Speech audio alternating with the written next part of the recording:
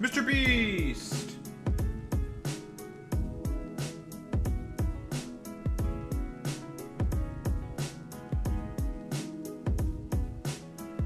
Very cool.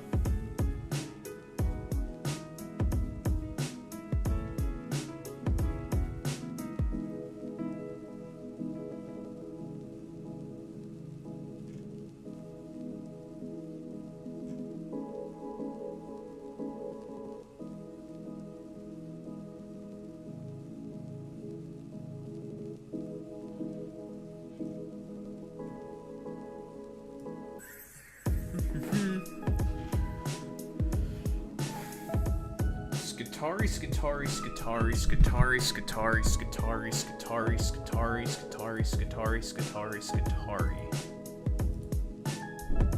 Because Warhammer Skulls is tomorrow, which means Skitari are probably going to get announced, and I think that's exciting. Yay. Yay.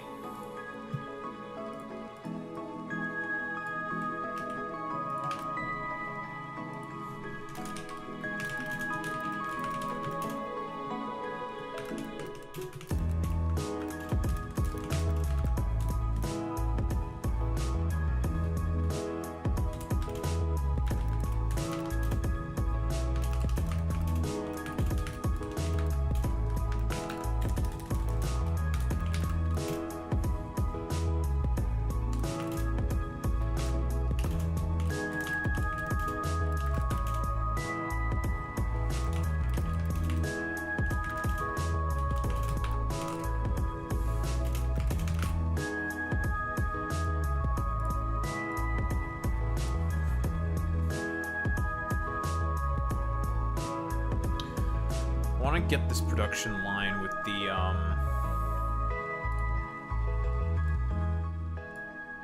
shitter in Factorio done really badly before we start. I need to get those hydrogen plates up producing. Gotta get those done. Gotta get her done. Gotta get her done, which means we gotta import in a bunch of differing stuff. Gotta get that stuff done. Gotta get her done. Get her done. Get her done. We gonna get her done.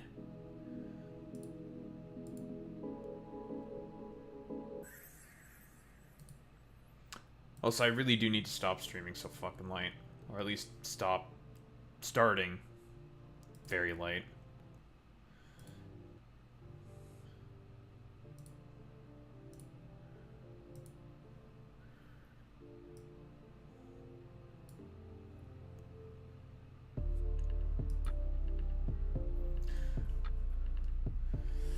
I gotta work through this procrastination problem that I definitely have, because that's what it is.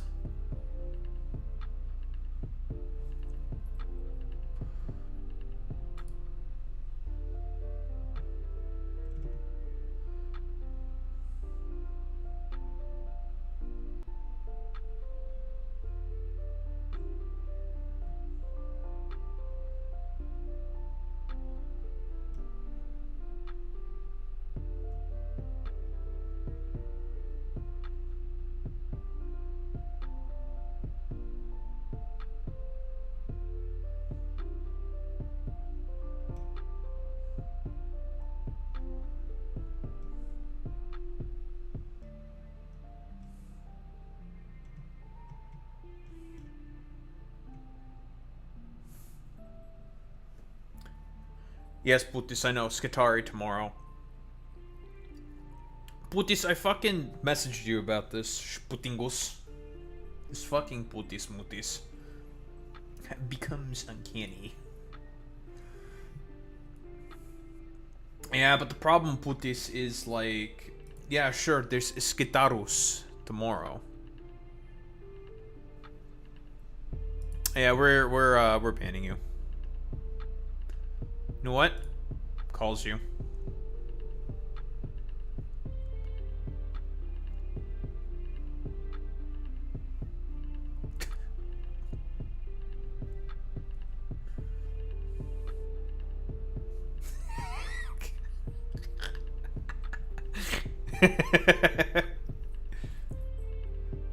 You are calling me to my phone. Good. Yeah, I'm in your phone now, actually. Fuck you. Fuck you, bastard.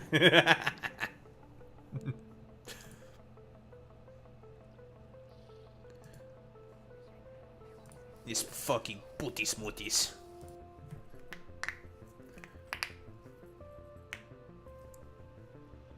That's what I have to say to you, booties. But we have some wacky stuff we're going to be talking about today, though. Very wacky stuff.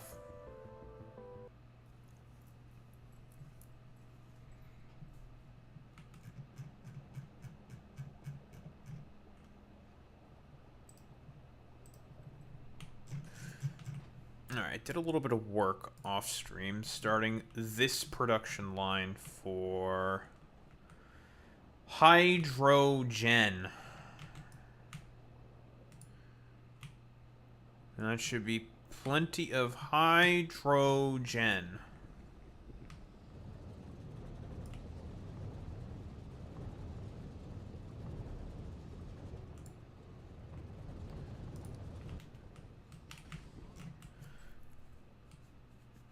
If we need extra ammonia hydrogen creation, we can make some more. No biggie.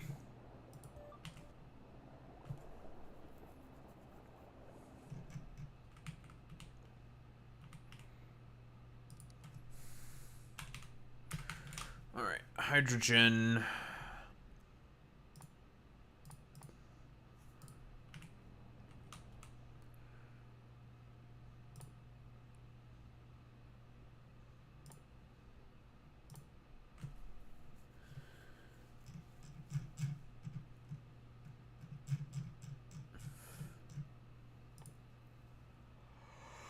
Here's the remetallization. Okay, so vacuum electrolysis doesn't do anything for us. We don't want that. Ammonia decomposition, so we're gonna ship in a bunch of ammonia. Hydrogen condensation, which means we need to bring over a bunch of fluoroketones so we can make liquid hydrogen and then make lithium hydrate.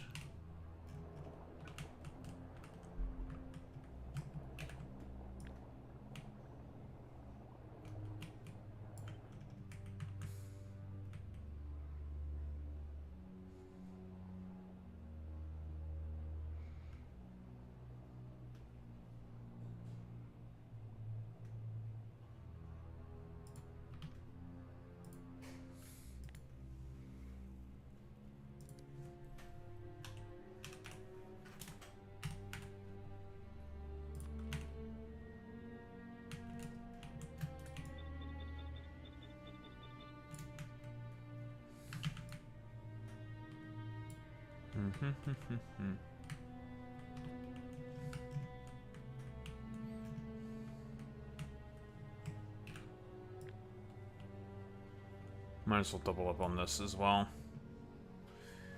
Although I may need some more power. Powers might be a bit of an issue.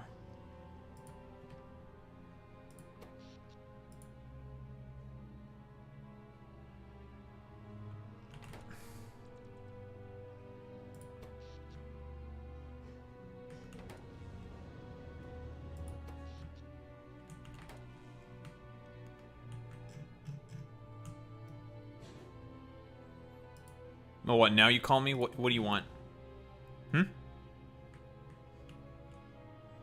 Okay, first of all, ain't nobody talking while I'm talking, so shut the fuck up. No, I'm talking while you're talking. You are, yeah, okay. Okay, Uncus Ruckus. Unkis Bunkus. Yeah, you want to say slurs on the internet, I get it. I understand. Because you're cringe.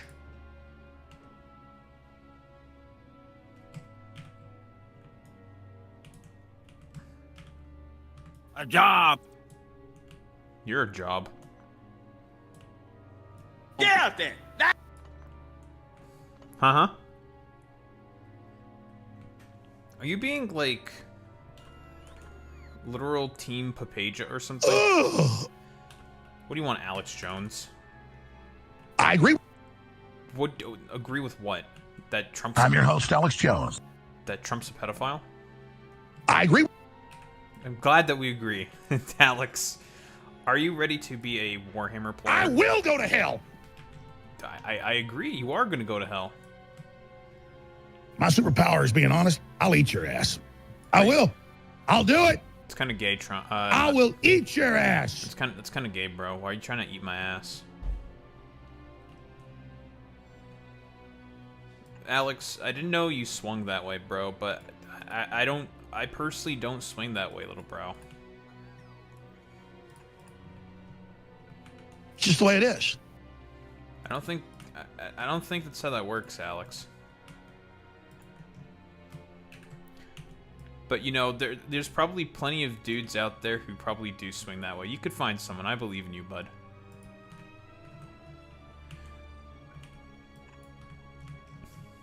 Just the way it is.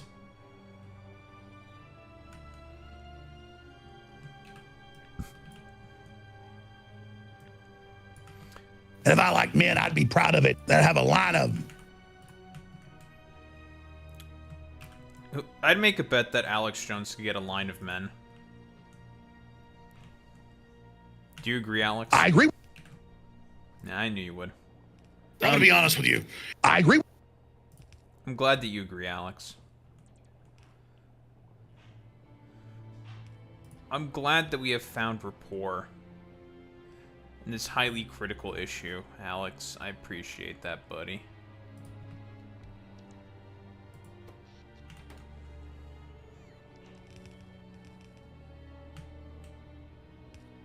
What else do you agree with, Alex? What else can we agree on in a bipartisan fashion?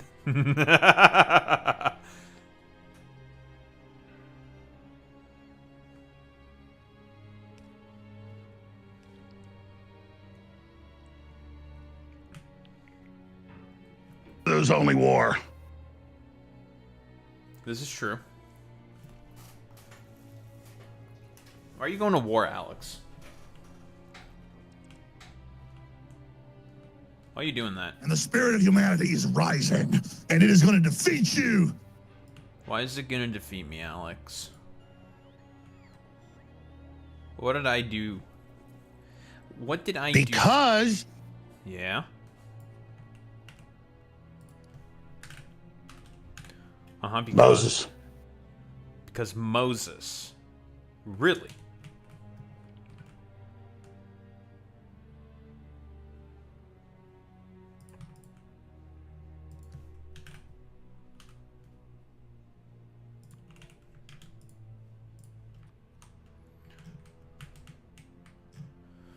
So I'm gonna be defeated by Moses? Is that what you're saying, Alex?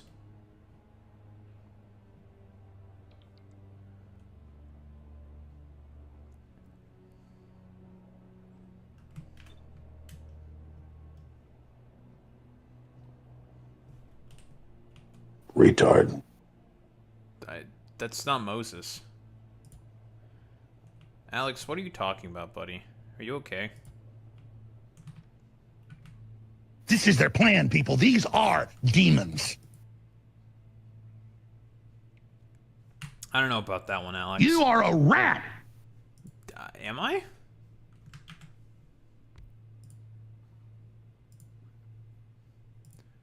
I didn't know I was La Rata. Why am I a rat? You pig. Now I'm a pig. Alex... You are a snake. Alex, I don't think you're getting your story straight here, bud. You good? You good, big bro? Is something the matter? You need help with something, Alex?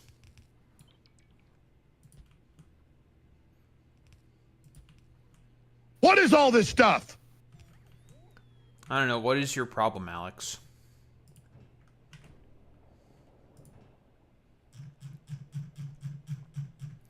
feel like you may be suffering from some problems, Alex, that you need to talk with a doctor about or something. Maybe there needs to be someone in your life who can help you. I agree. Do you agree, Alex? Doctor, you're in the bathroom.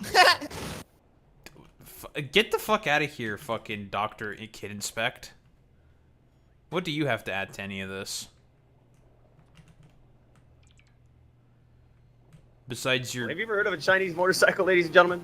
Oh, No, no, no, no. No, no, no, no, no, no, no, no, no, no.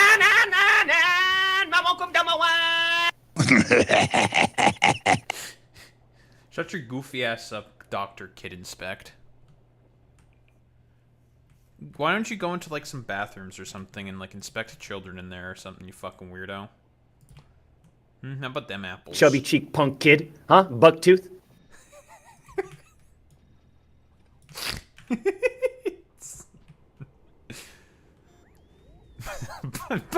Bucktooth. Fuck this fucking game! Fucking game blows! I don't know, maybe have you ever considered, Dr. Kid Inspect, that you might be bad at video games? I'm just saying. Maybe because of all the kid inspection you keep doing. I'm just saying. I don't know. Who knows? Who knows? I don't know, man. No, it does not say dad. I don't know, man. Don't you have a wife and kids, Dr. Kid Inspect? Like, what's going on, little bro? Thought you had a wife and kids. I have been with 4 different women in the last month. The wife's not happy, but what can I say? That's not a good thing, because you're in an explicitly monogamous relationship, dumbass.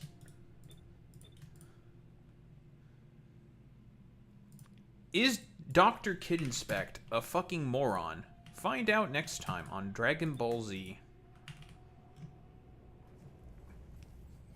Is this dude a fucking moron? Just type in Forsen CD. I'm sure you'll get a lot of faces there.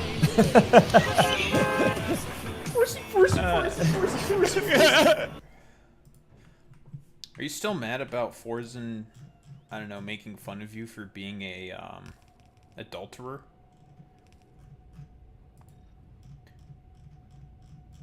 Do you constantly think about Forsen? Dr. Kid Inspect. I mean, disrespect.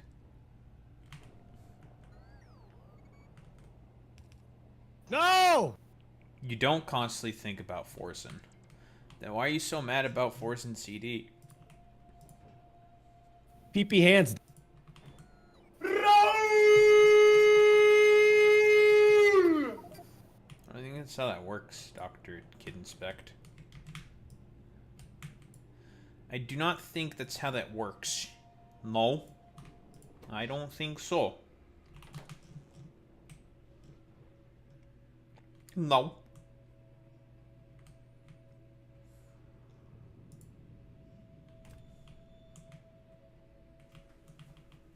Well, I'm banning you permanently now because you're leaving and you hate me.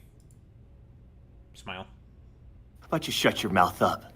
Yeah, well, you know what? Yeah, you're ugly and you have buck teeth.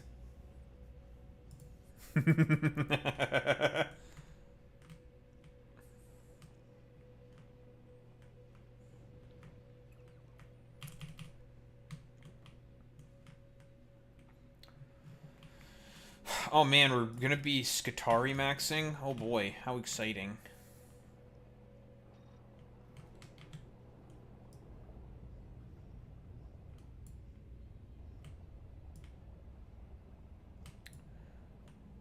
$84 liquid hydrogen per second is all we're getting out of this. And this needs like 100 something. God damn.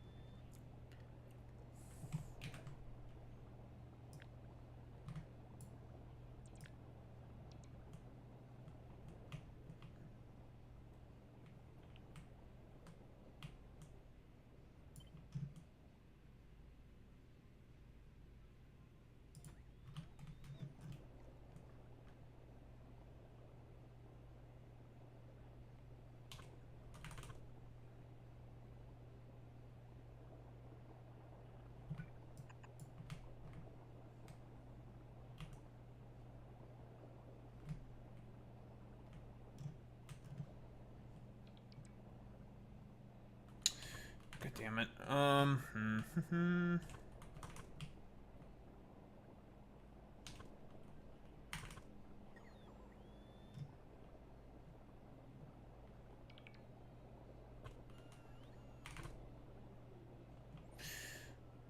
Do I need to import a fusion reactor on this planet? I may have to.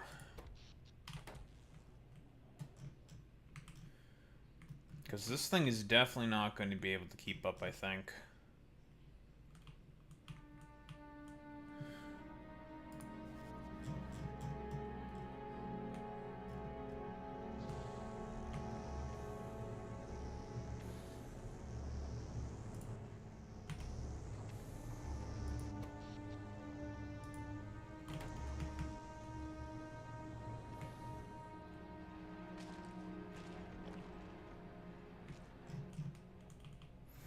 Yeah, we're definitely going to need to import one. It's no problem.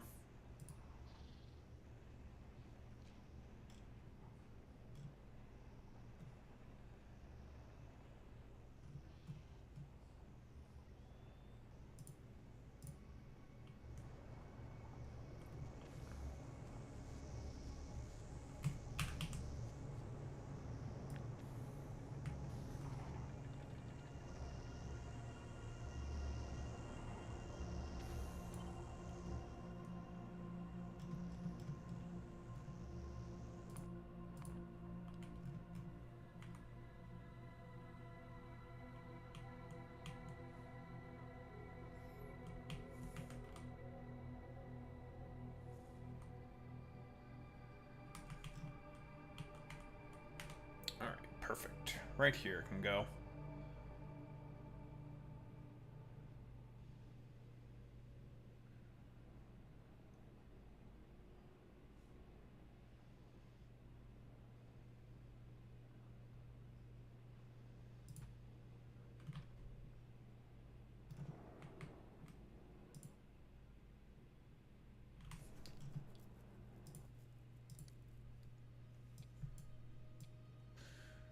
Needs to be a pretty dark purple. No, we make it correspond to the color of the science pack, which is more like a burgundy. Kind of.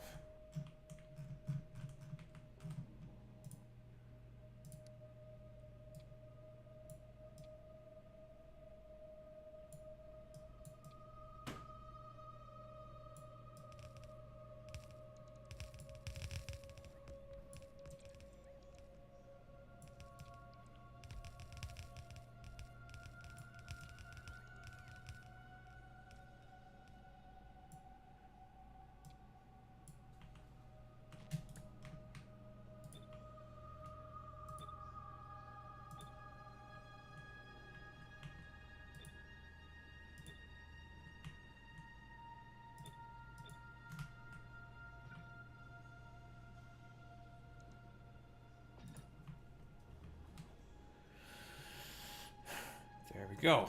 Lovely.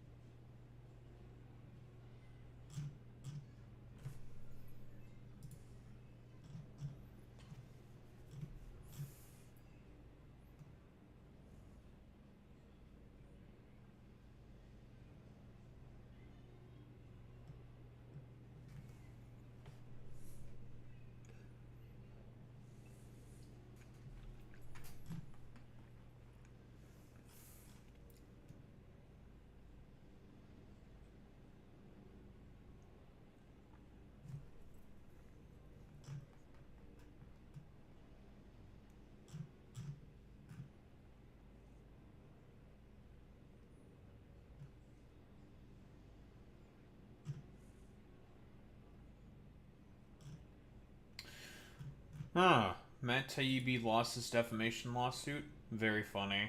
And now he's getting sued for doing a frivolous lawsuit. Very funny. Well, can't say it's not deserved. Matt Taibbi is a fucking weirdo.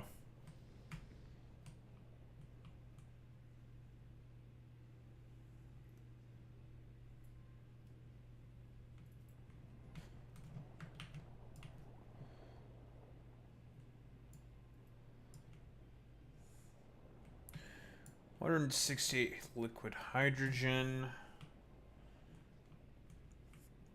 That's still probably not enough. We need a lot of this fucking stuff.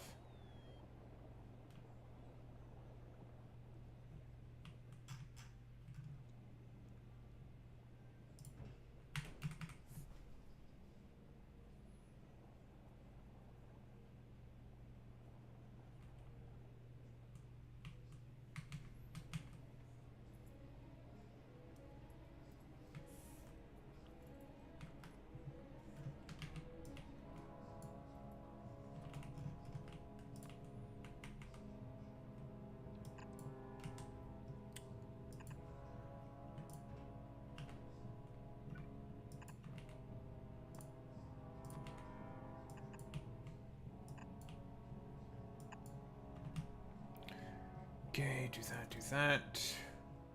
Requests from buffer chests.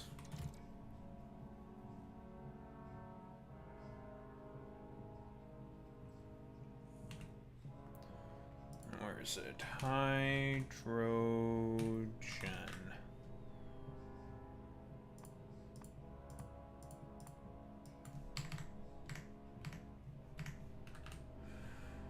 Crucible.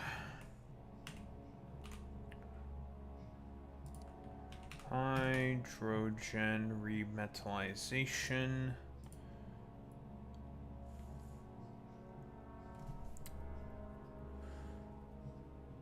Still cryogenic plants.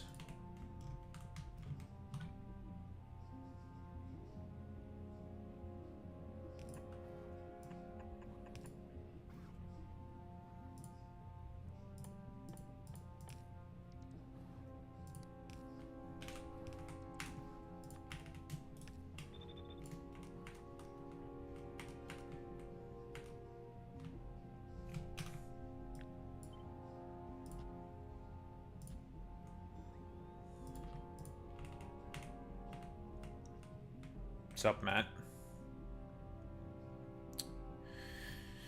Okay, hydrogen plates. This only needs those things. Okay.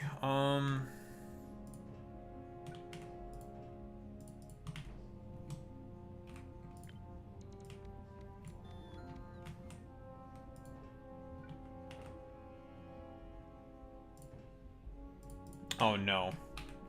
It's a Weezer head. It's over. It's so Jover.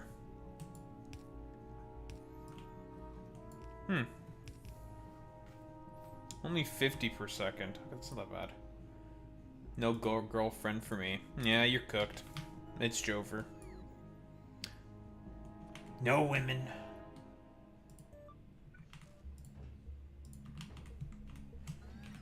Okay, that should keep up with demand.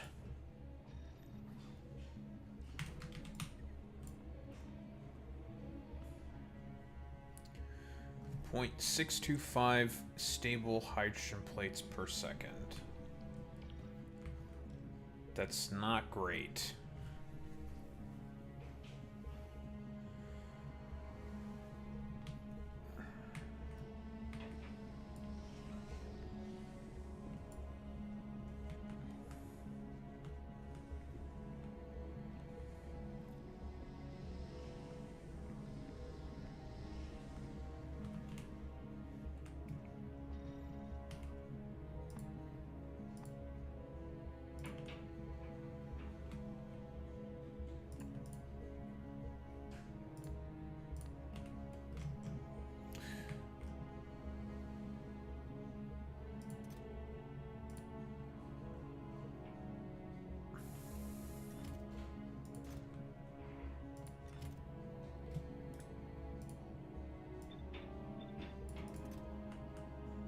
Alright, get done with that shit.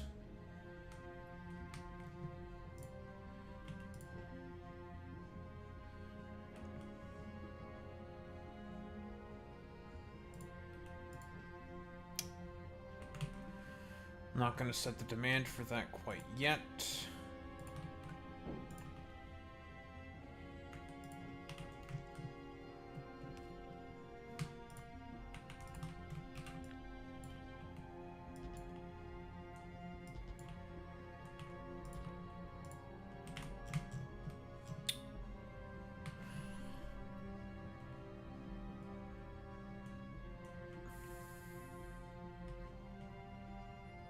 After getting the appropriate power infrastructure, we're gonna have to scale that up, for sure. To have some kind of a consistent production. Which is going to involve some copying and some fucking pasting.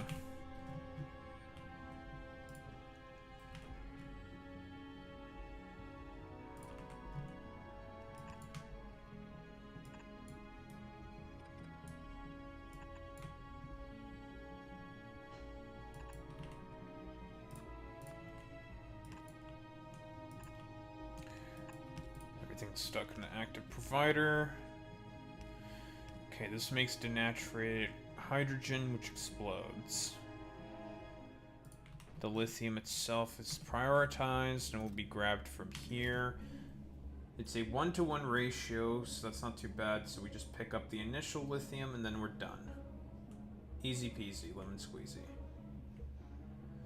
So the stuff we need to bring in is mostly ammonia, lithium, and a bunch of fluoroketone. But mostly for the express purpose of kickstarting processes. Otherwise we don't need any whatsoever. Just enough to kickstart the stuff. That's it.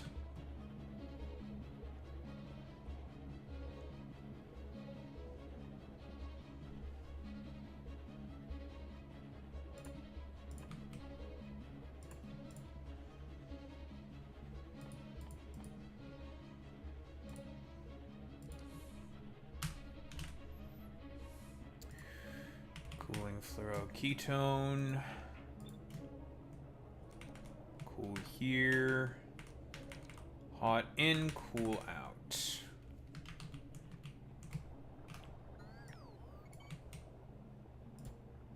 Do one of these, we do one of these. That's going to be attached perfectly.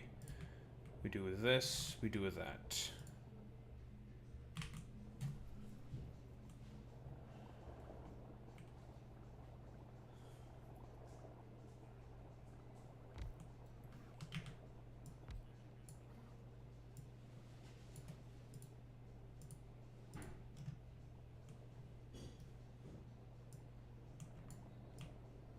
How much of the hot stuff are we producing? Oh, we need 420 per second. Oh dear.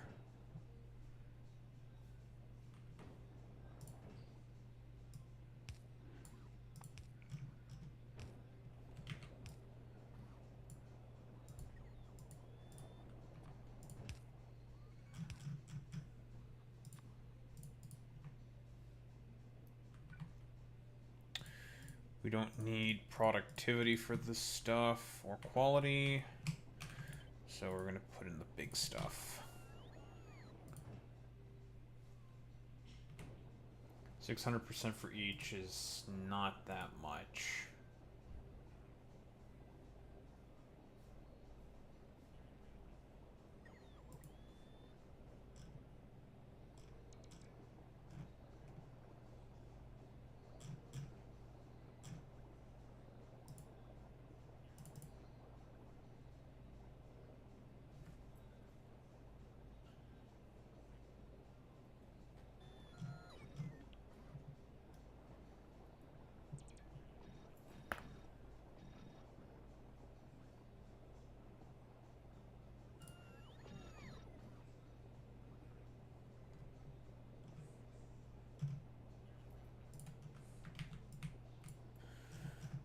$84 per second.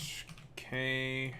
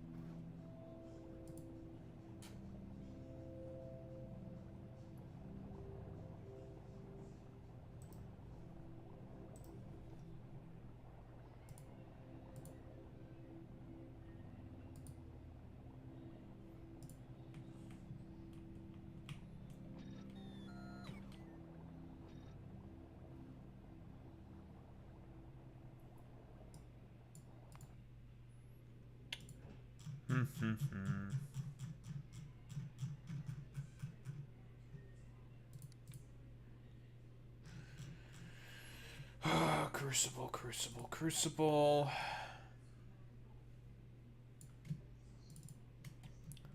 Drop these off. 2, 3, 4.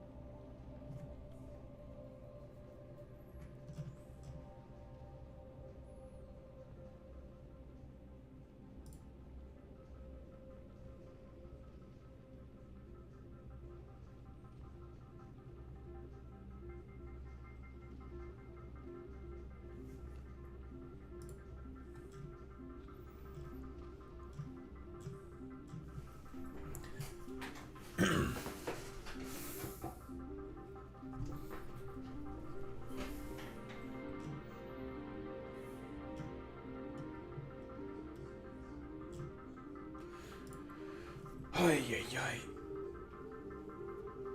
So much shit I have to pre-prepare and build for this fucking process, dude. Ugh, it's annoying.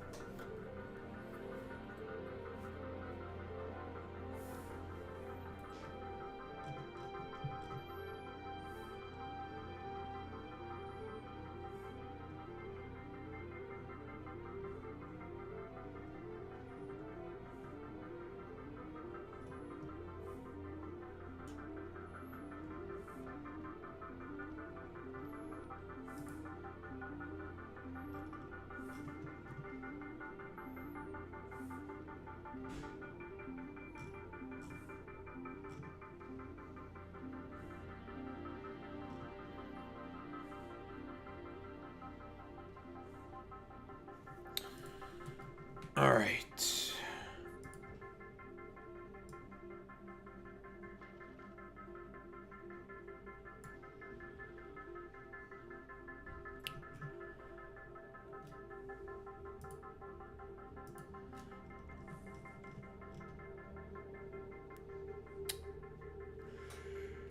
Why don't we drop off a bunch of fusion power cells here?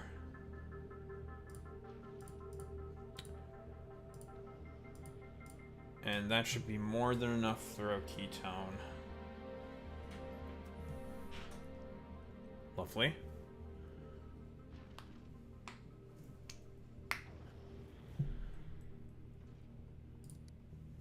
I'll have you go back to Aquilo now. That'll start up the power plant.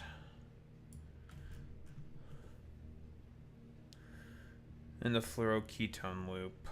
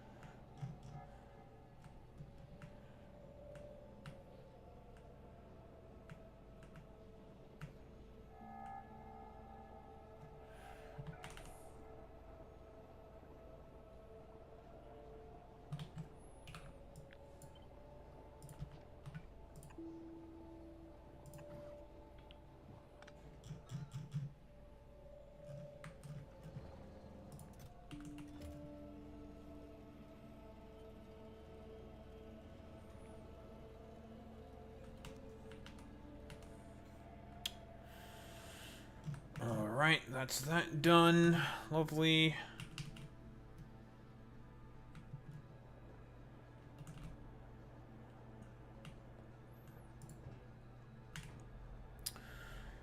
That will start the production of zinc. Not zinc. That will start the production of hydrogen gas.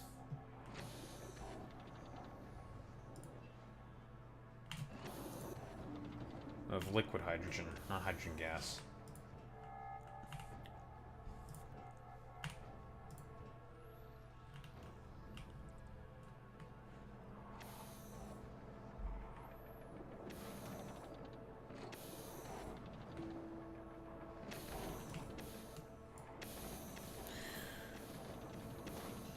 That takes care of 240. We need 420. Not quite enough yet.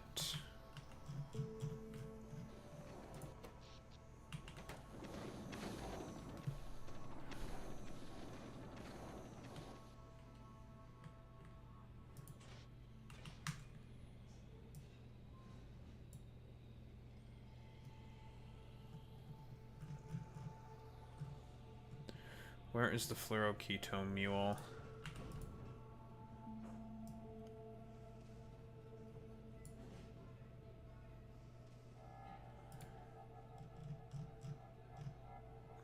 Can you make a quick stop by Crucible real quick?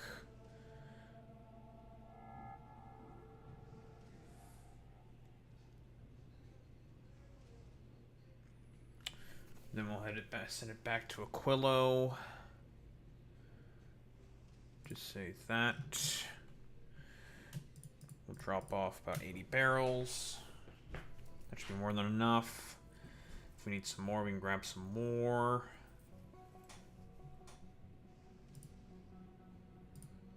Easy peasy lemon squeezy. That'll get the power plant started.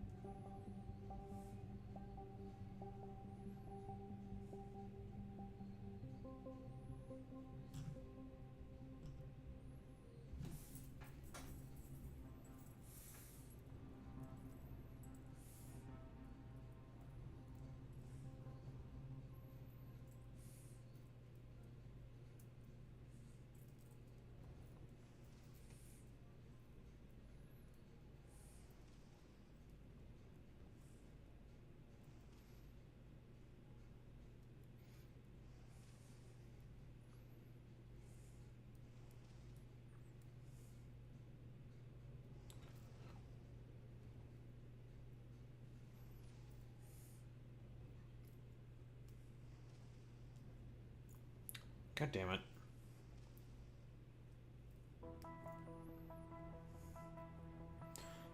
Dumbass thing fucking stuck in this way. But why?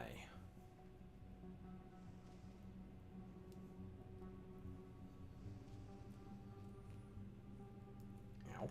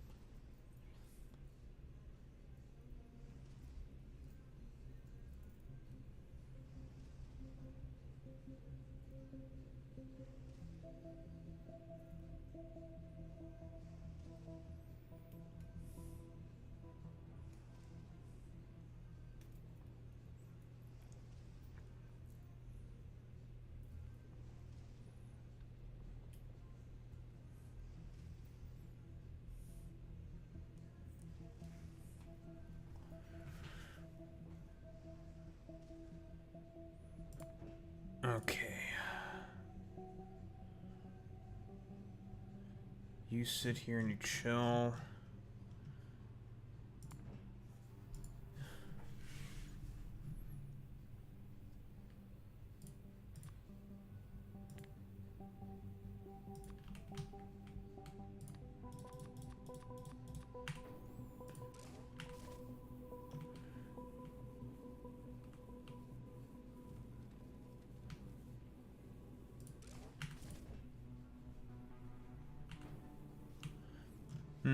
You've done all the stuff you need to do based off of the solar power, but now we need the nuclear power to get going.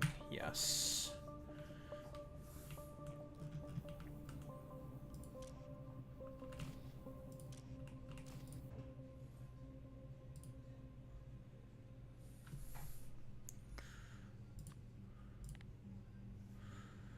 Now that that's on the way, we switch over to this.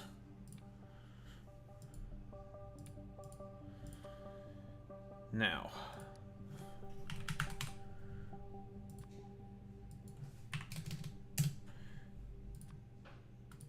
we need diamonds.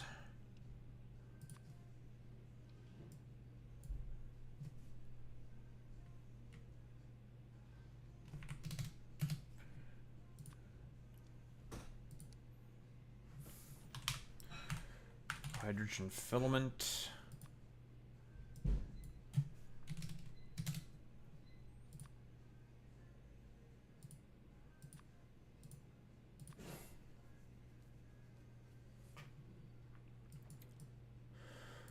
Where's Aquilo?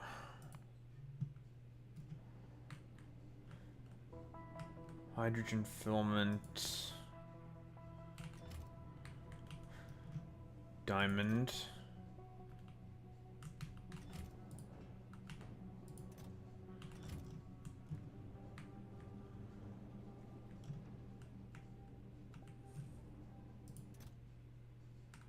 Emery. Yeah, those are the only three things we need. Everything else we're fine.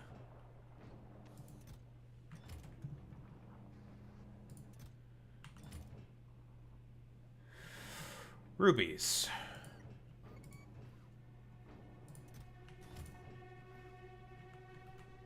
We need rubies.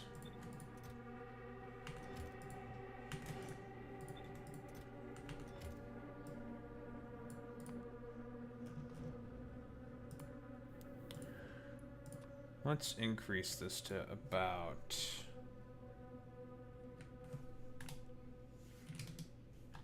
not 20,000.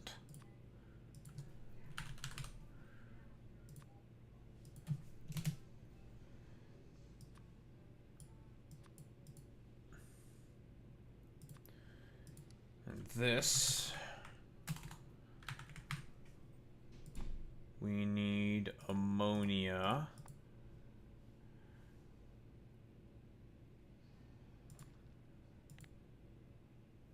From Aquilo.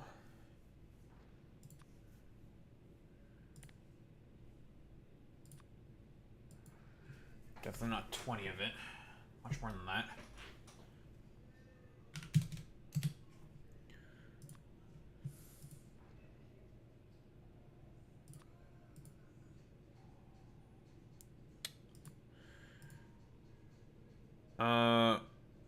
What else do we need from a quill? We've gotten the fluoroketone taken care of. Where's the mule? The mule is here.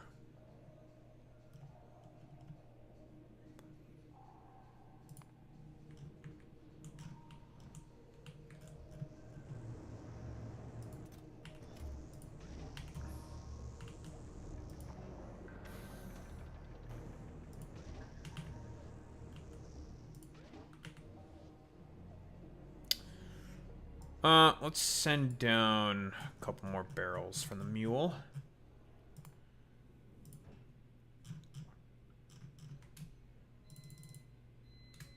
$80 more should be more than enough.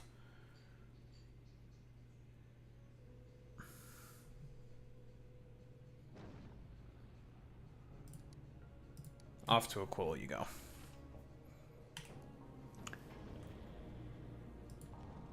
Although, honestly, Crucible.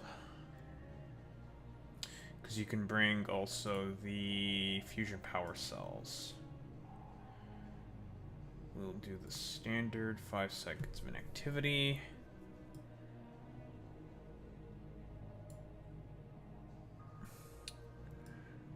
For you, Crucible. You will always keep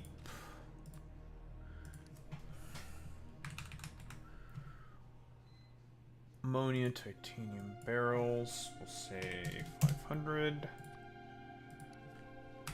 Fluoroketone barrels. Don't need any more of that. We need fusion power cells.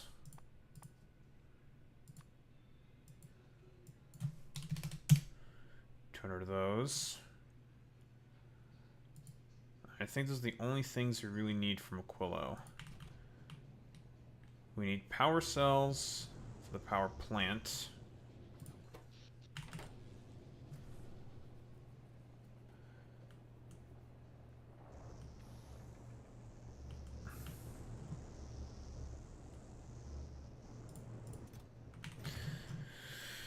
Power cells from the power plant.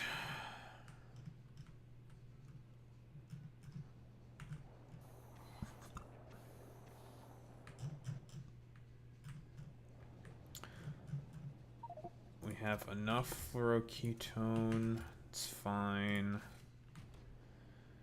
Then all we need are just barrels. The ammonia. And the lithium.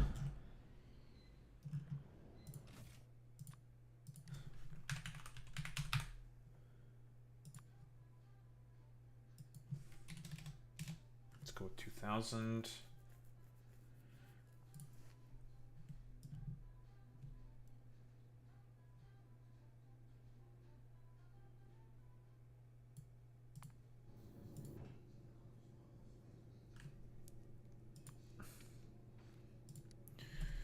Okay, lithium.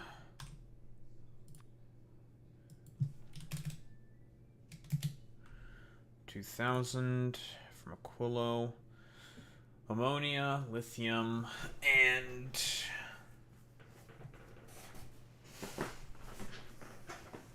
fusion power cells will come from the fluoroketone mule. I think that's everything. And you are starting to warm up. Lovely.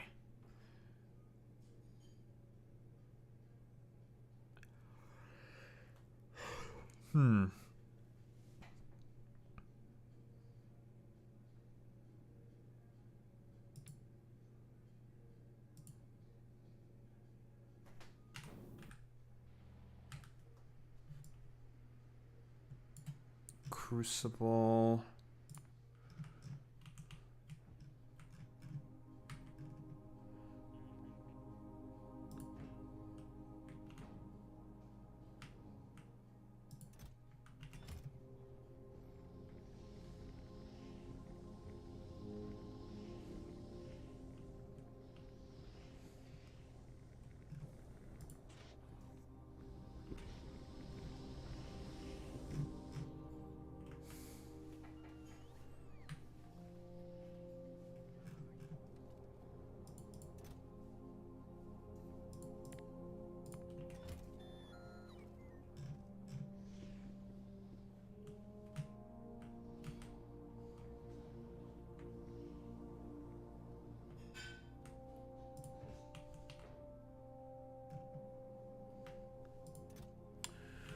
Trash unrequested.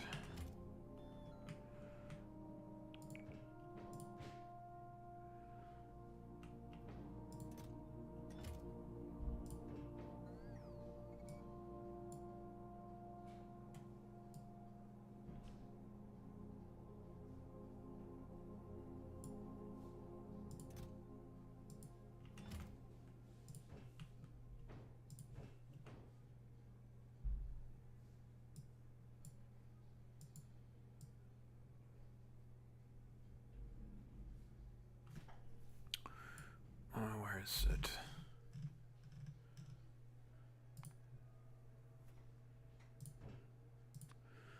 Just make this 3,000 so now we don't have to think about it. Okay. Off you go to Aquilo.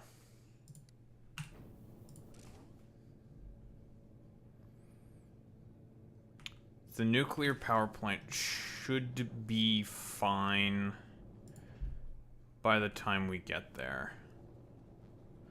If not, there will be some slight issues, but we've got more than enough ammo in the tank, on the belts, and everything. So we'll be fine.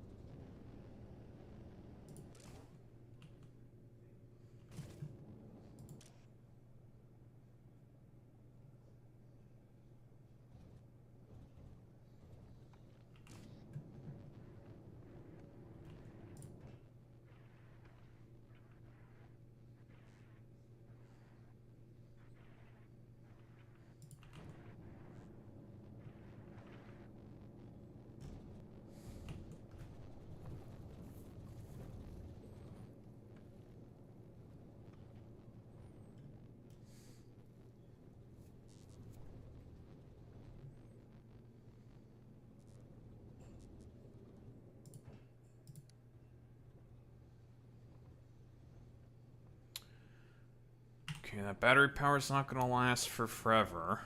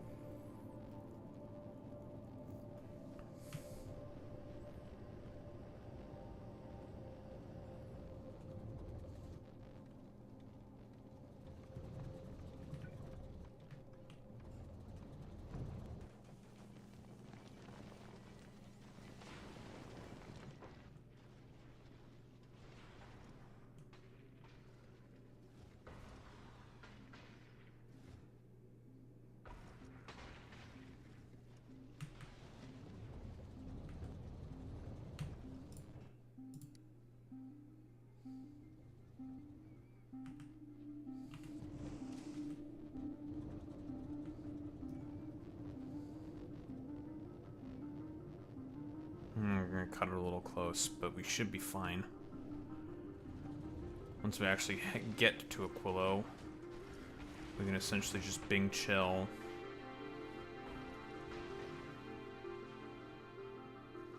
Wait for the plant to heat up with the heat exchangers. Then everything should be fine.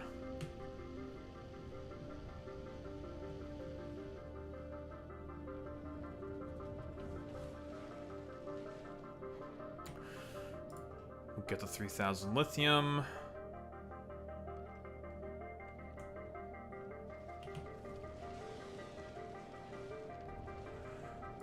And also, I did not bring any titanium barrels. Do I have titanium barrels here?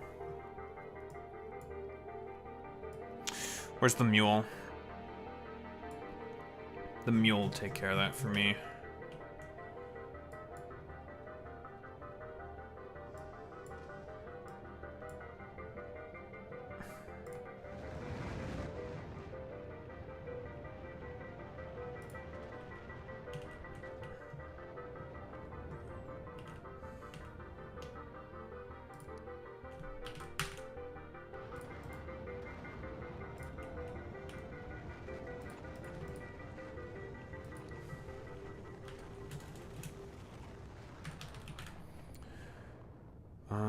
Not empty, we want to fill.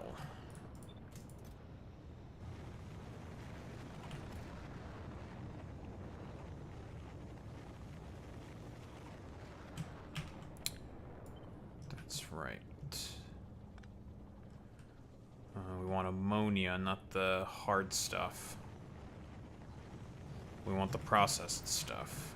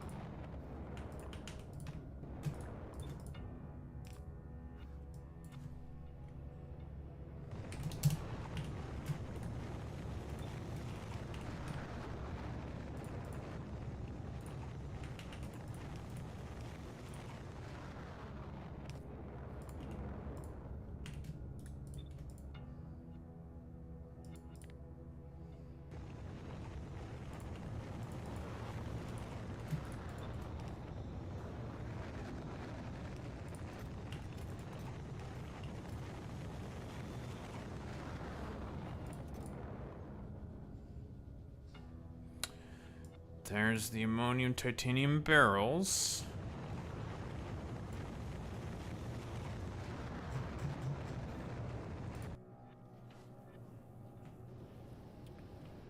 Nuclear power plant's going. Lovely. Stack size of this is 250, eh? Well, we only need to do this once. And then we're fine with the lithium.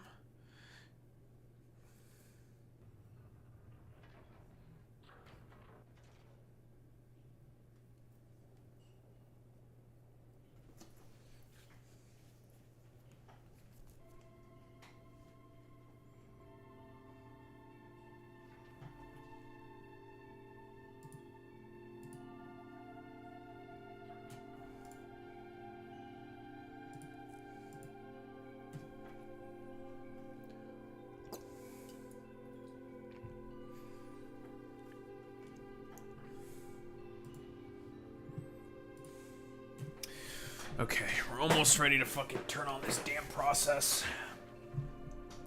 and get this other production loop going. Almost. Almost.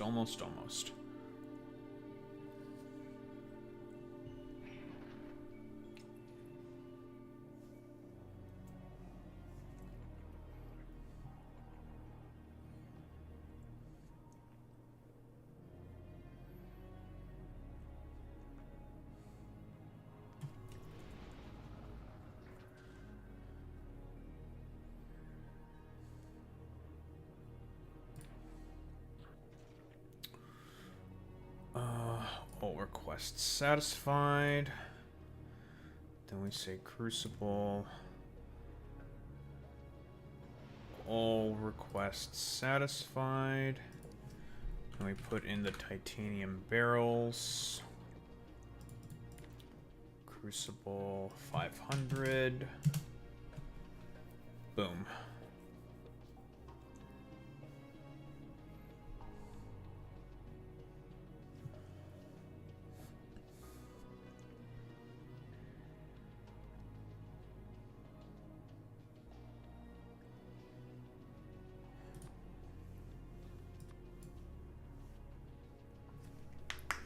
Lithium no longer required. That'll be the initial shipment of it.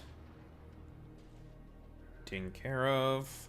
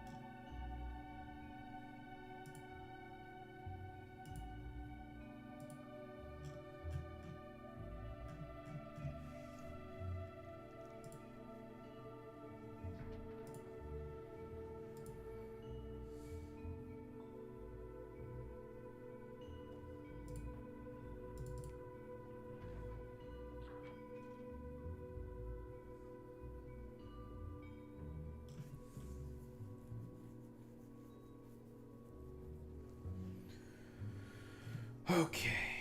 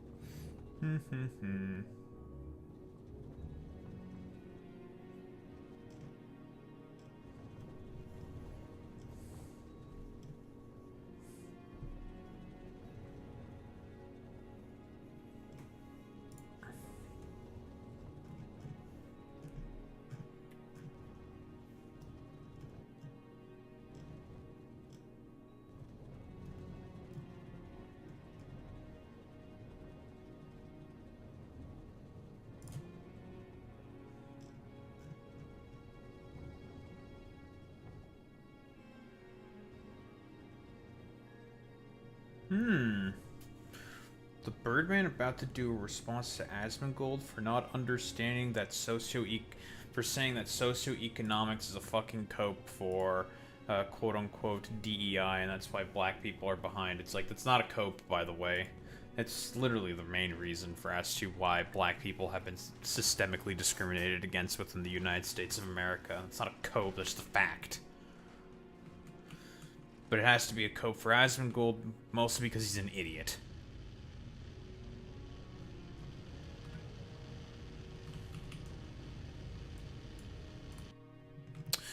Maybe we should strap some more engines on the Void Dragon. Maybe.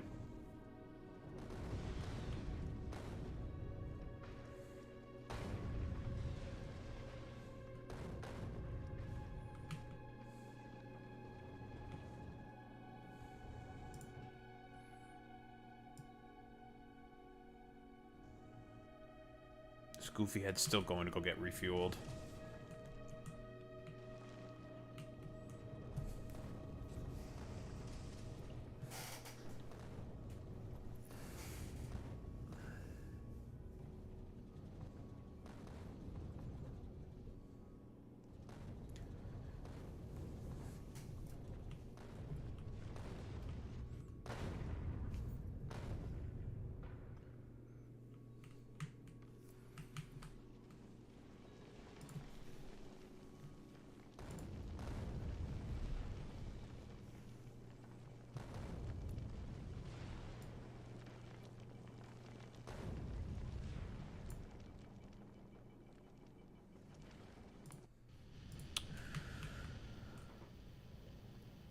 Alright, almost there. Then we can finally set up that production loop that we need to set up. Then we just have to wait for a couple of unstable hydrogen.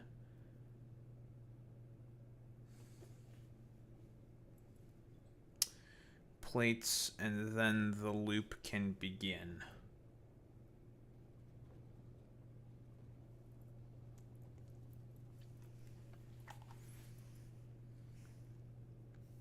Although when it comes to making hydrogen filament, main thing with this stuff is that it consumes, I believe, stable hydrogen plates.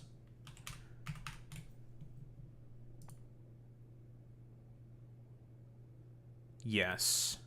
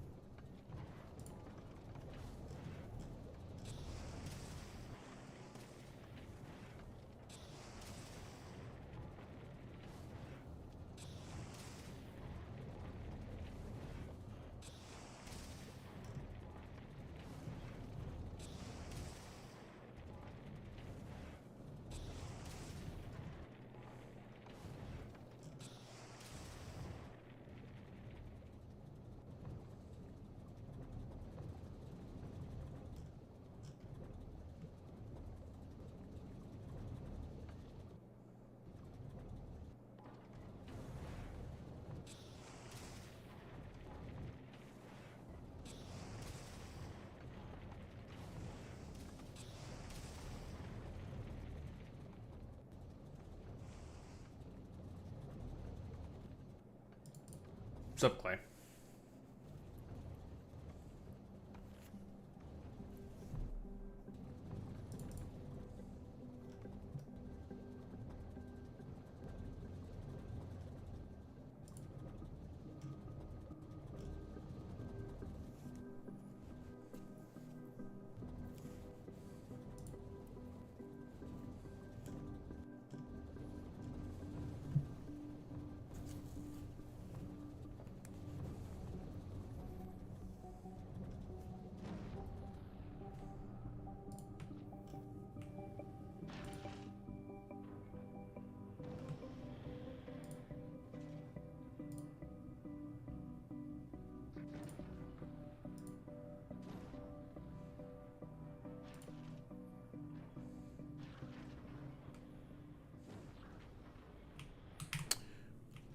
Alright, lovely. Fantastic, excellent.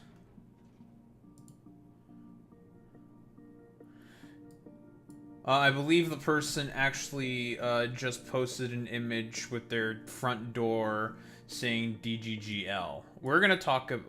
I'm mostly just going to mention the debate sort of on the side because, for the most part, from what I understand in that debate, Clay, Destiny basically just got completely plastered because he has no idea about the quote unquote the snark left Discord server. He thinks it's like it was what he thinks it was, for example, created 2 years ago. That's not true. They're lying. It was created 10 months ago, as per what Queeman is saying.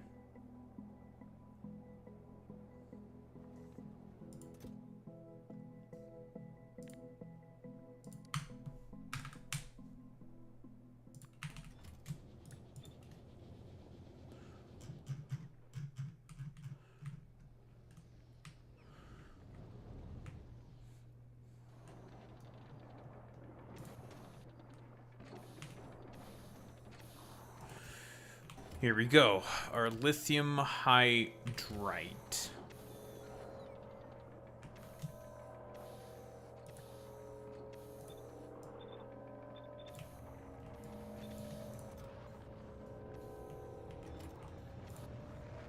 All I have to do now is to wait for a bunch of unstable hydrogen plates.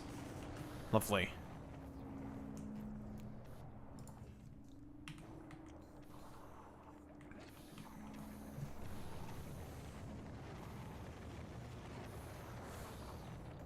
Well, no, I mean, listen, for people like Dan Saltman and fucking Destiny, it's degenerate behavior for me, but not for thee.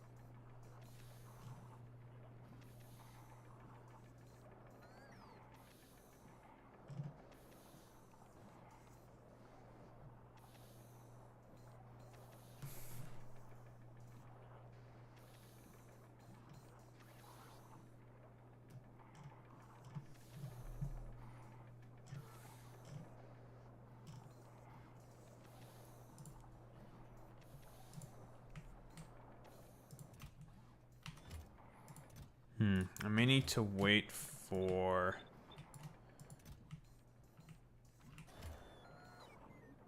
more...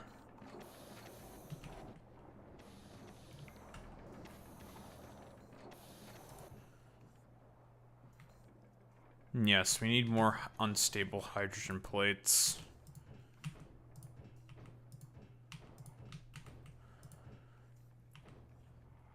So we can finally start to create some stable hydrogen plates. And then eventually we can get the hydrogen remetallization process productivity up, and then we can make more plates, and then keep this essential loop going.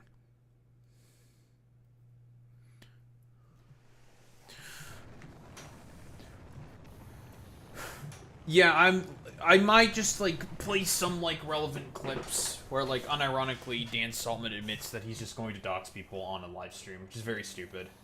I mean, these people, they're psychopaths. They're psychotic.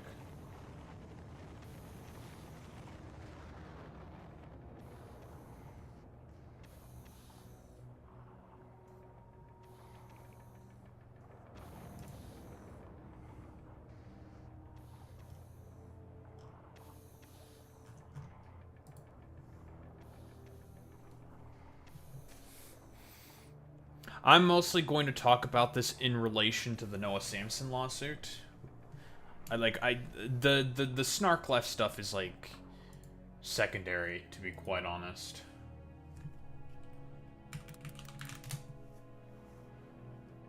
Like, I'm only just going to mention it, like, very, very, like, offhandedly, not really care.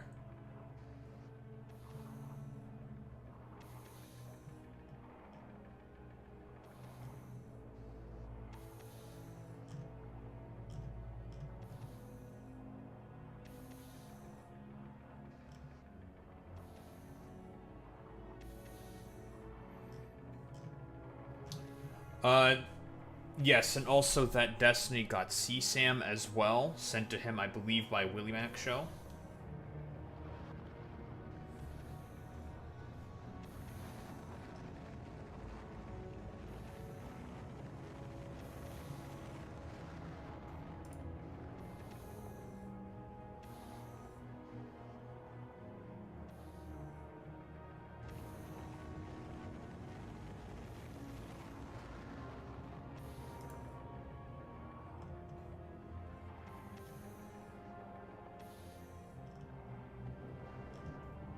Doxing people is a clear violation of YouTube's terms of service. I mean, they should be banned. Like, I do think that Destiny should be banned. Yeah, I do think that Dan Saltman should be banned.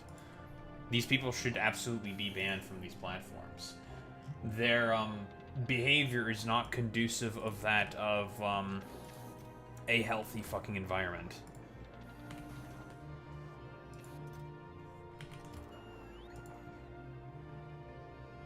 Wait, these things have a chance to also be fucking... Oh, wait, no. It's because of the... I was about to say, wait, these things have a chance to be unstable? No, it's because of the whatever the fuck shit I had in there. It's fine. That's fine.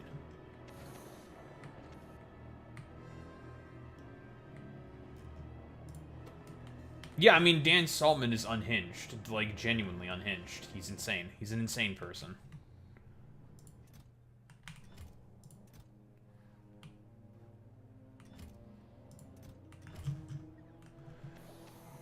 Okay, well, we got the loop going now.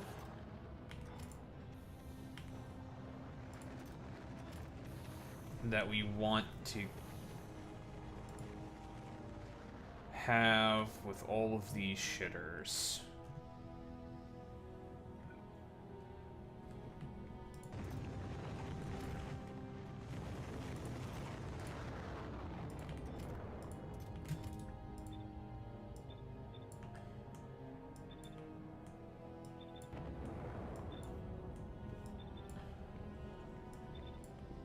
Only other thing we need to make now is to just create a bunch of other shit.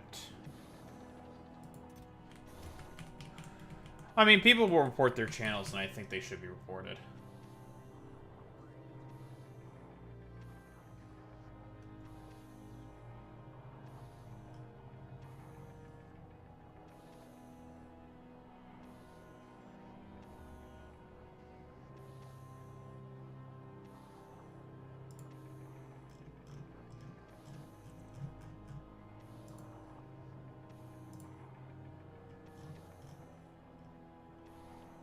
Why has this person blocked me?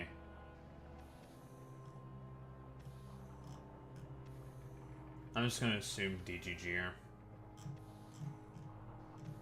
Yes, this is a DGGer.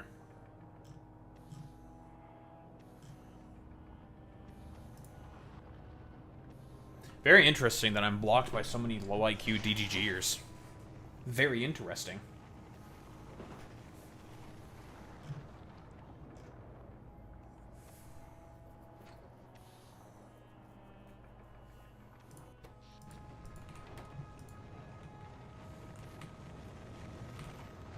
Well, I'll be happy with the fact that I am blocked by DGGers and by Destiny and Dan Saltman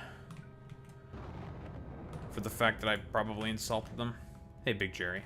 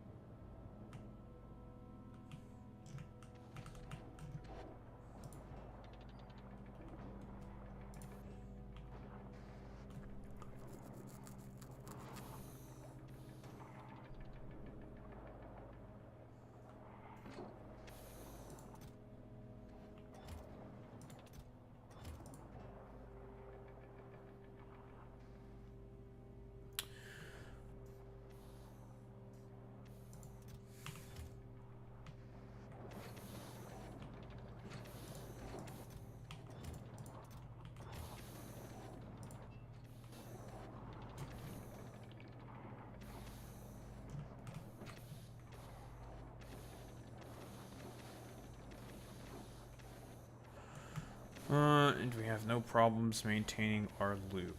I think we're good.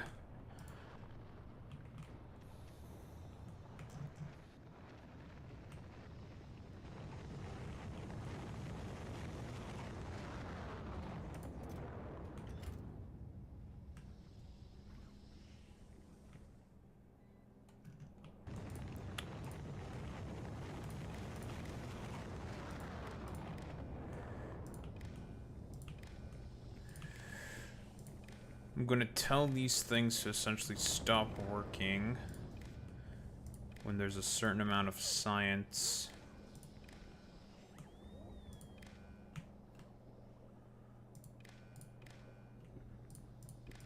within these chests, so then we don't waste a bunch of our hydrogen plates, because making these things is a pain in the ass and extremely RNG dependent.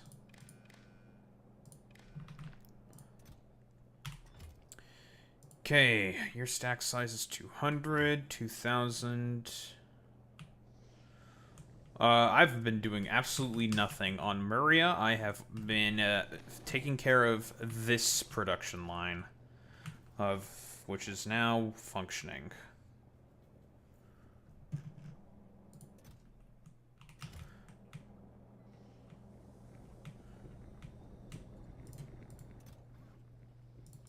Enable disable. High pressure.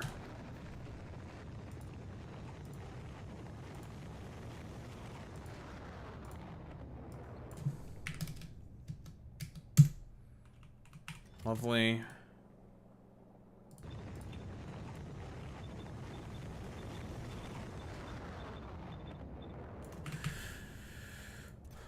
Okay, done.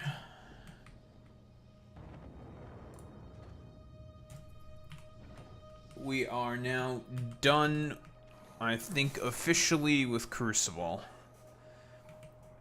The only thing that is left is hydrogen filament. That's it.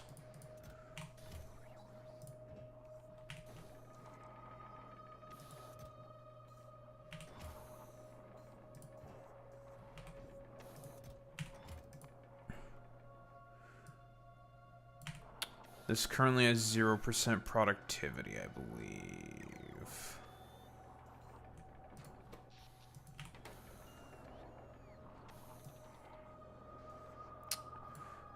So we just need to get a bunch of research done into this bad boy to make sure that we make a lot of stable hydrogen plates.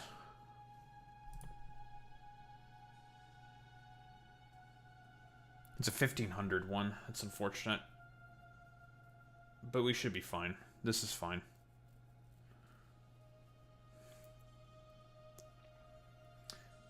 But this should pretty much take care of our problems.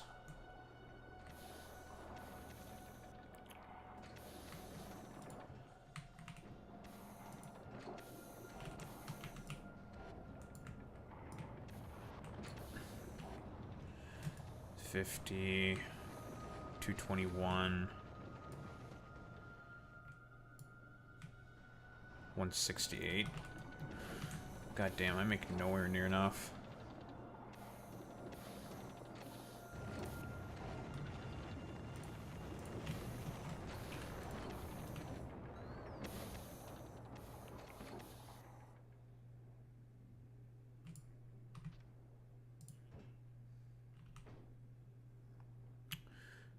That should be enough.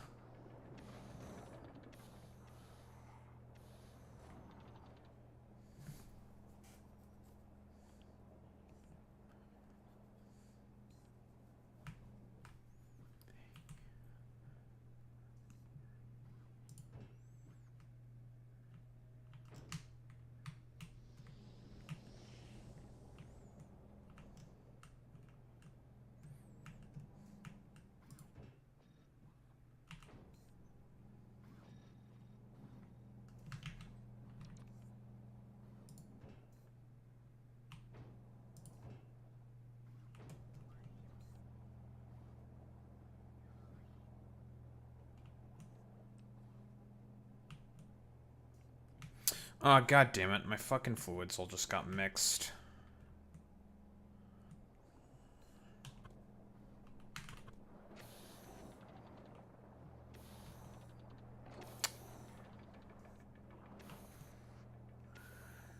That's annoying.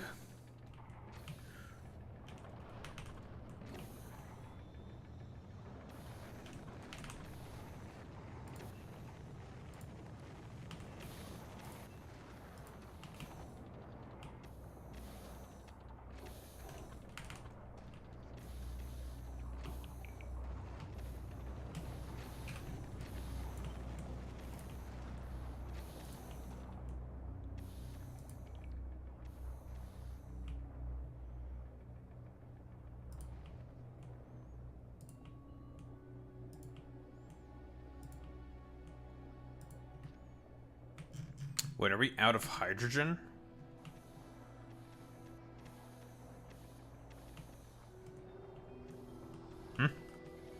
Oh.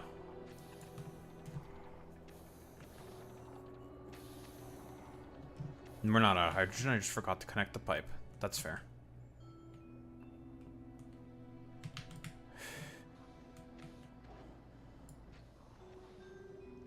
$216. 5 off? 5 off is whatever. It's fine.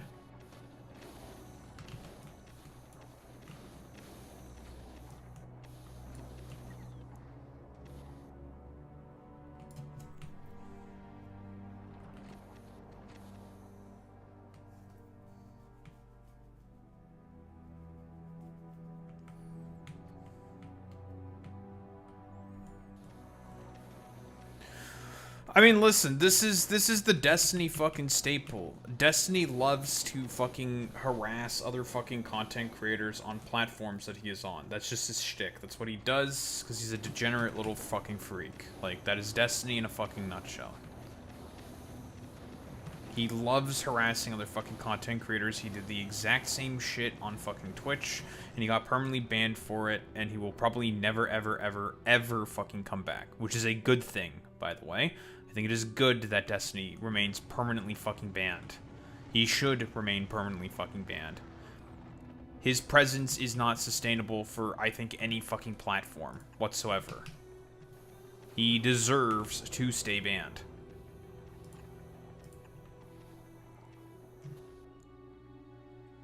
And him delegating his, like, weird, like, harassment fetishes and sort of, ways to Dan Stockman is not going to help him with that. He is someone who should be banned off of every platform actively, and actively just,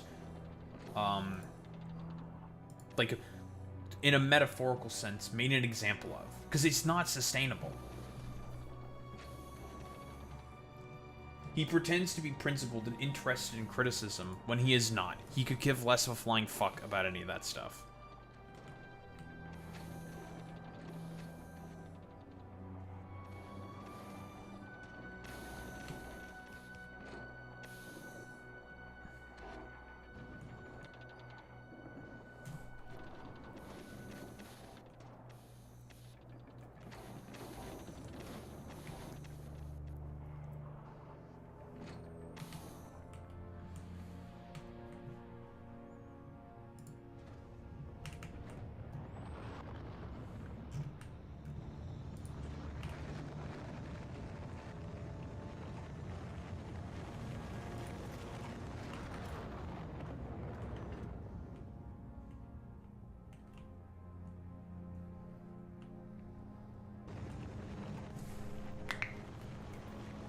Oh, what's up, Daedalus?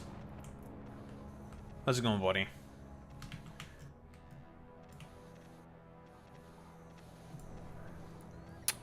$480. That's not exactly enough, but it will have to do.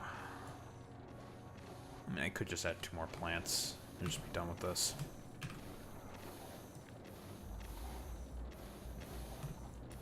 Maintaining the balance is so fucking important.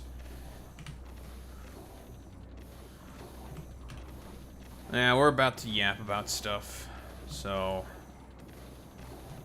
I just need to finish ironing out the kinks of these fucking loops.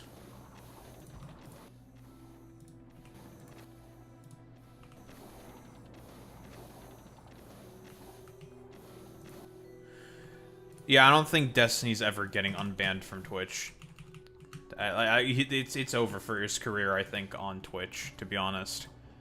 Just like I think it should be over for his career on every other platform, but that's a different story. That won't happen unless there's like huge concerted effort to deplatform him from everywhere. Same with like Fuentes, same with like literally everywhere else. I do believe that Kick is not exactly...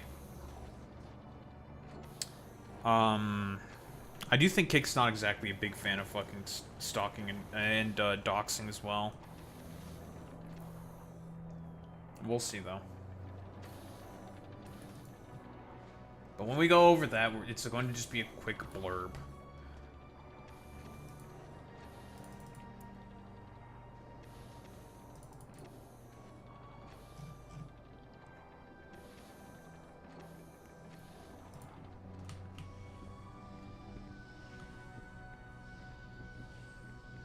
Destiny is actively engaged in harassment of Valkyrie. Sure, I believe it. I wouldn't put it back past Destiny. He would do that.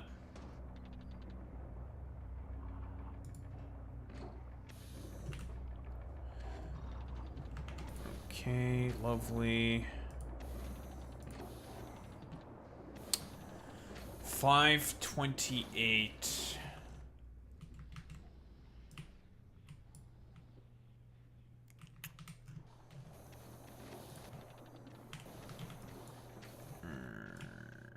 Off by 12.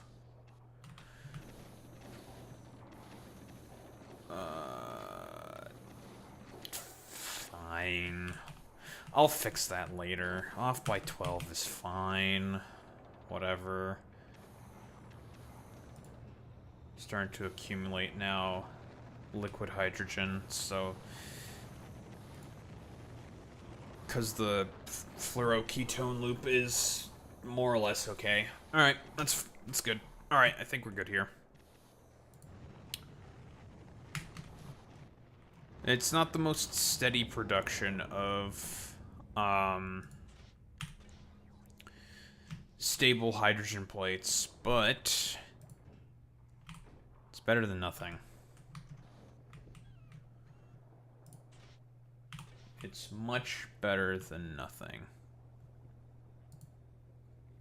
I did not want to be at this for like 2 hours, but here we are. We'll finally start to take care of this fucking planet.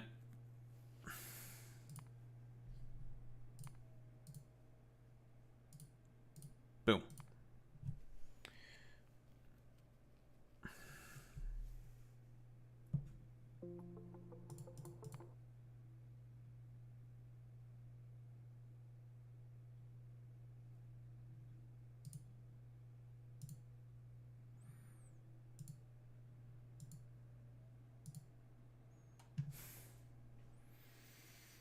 Alright.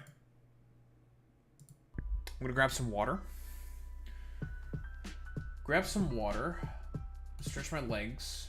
Go to the bathroom. And then we're gonna get into the metaphorical fucking trenches. I'll be right back, gamers.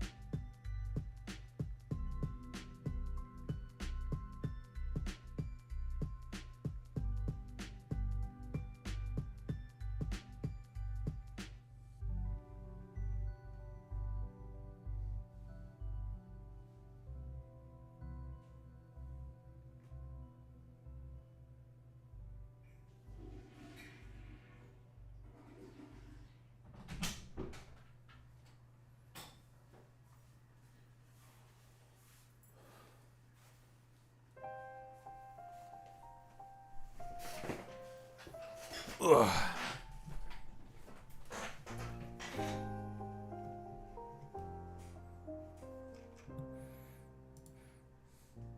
All right.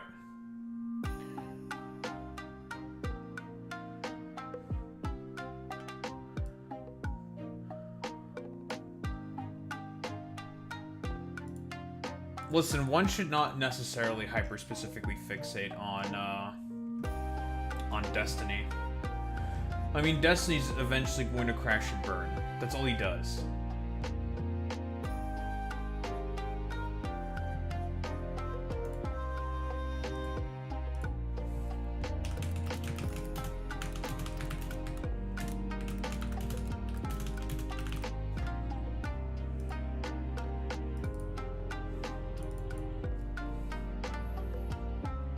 Destiny will only crash and burn. He will eventually.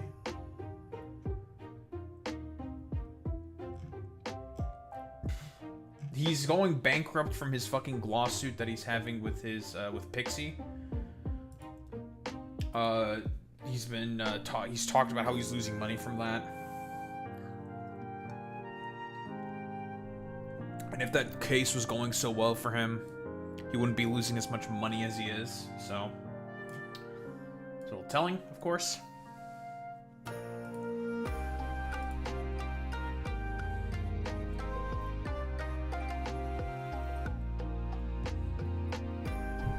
And, is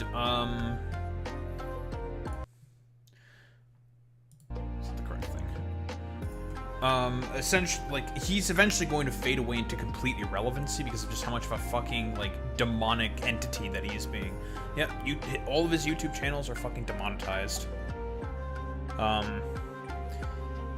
He still has monetization on Kick, but if enough of a fuss is made about, like, Dan Stockman doxing someone live, he will also, because I don't think Kick is a particularly big fan of fucking doxers. He'll lose revenue on Kick as well. And then what's left? What, fucking Rumble? Okay, bro. Go to Rumble.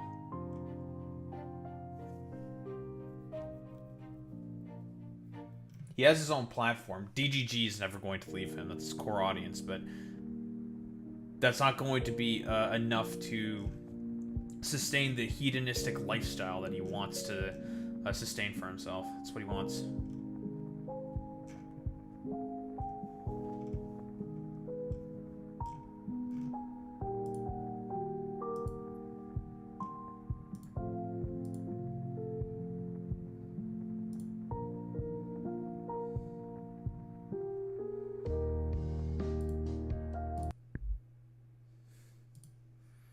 Not a fan of people who dox. Yeah, because it makes every platform look bad. Kick also recognizes, which makes sense.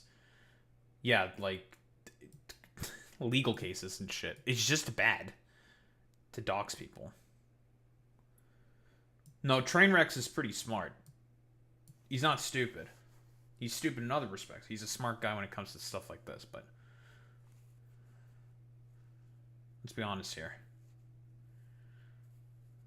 Rumble even has a stricter policy than on doxing people, yeah, because they don't want that legal smoke. They're fine with, like, literally, like, Nazis being on the platform and stuff and just saying their stupid bullshit, but doxing, that has some really bad legal implications. Anywho, we're getting started with this.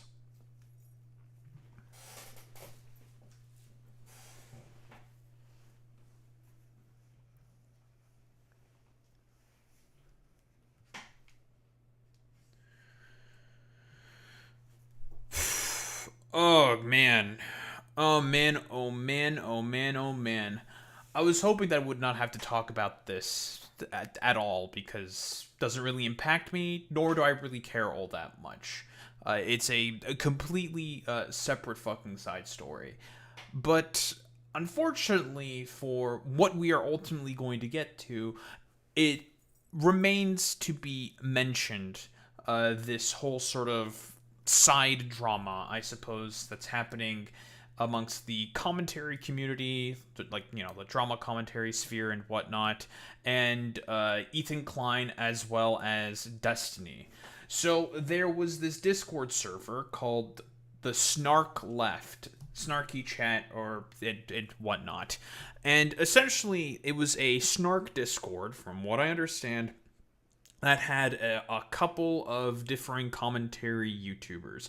I believe like Queeman, Jstock, Kilo, Shamu, and a couple of others were in this Discord server. And it operated like any other like Snark Discord or Snark sort of subreddit and whatnot. Yada, yada, yada, yada. Right? This eventually got leaked, supposedly by a DGG mole. Who really knows if that's the case? Sure, whatever, who really cares? And Ethan decided to pick up on this and say that this is, well, basically just make it about himself and continuing with his, like, schizophrenic, like, victim narrative because of the fact that the server icon is a human skull with CPS on it. For those who may not know, allegedly, well, not allegedly, the human skulls that were sent to Ethan were real. I think they were real. That's not an allegedly. But there was the human skulls that was sent to Ethan Klein, allegedly by someone, and there's also the CPS call, which Ethan Klein consistently fucking lies about over and over and over and over and over and over and over again, right?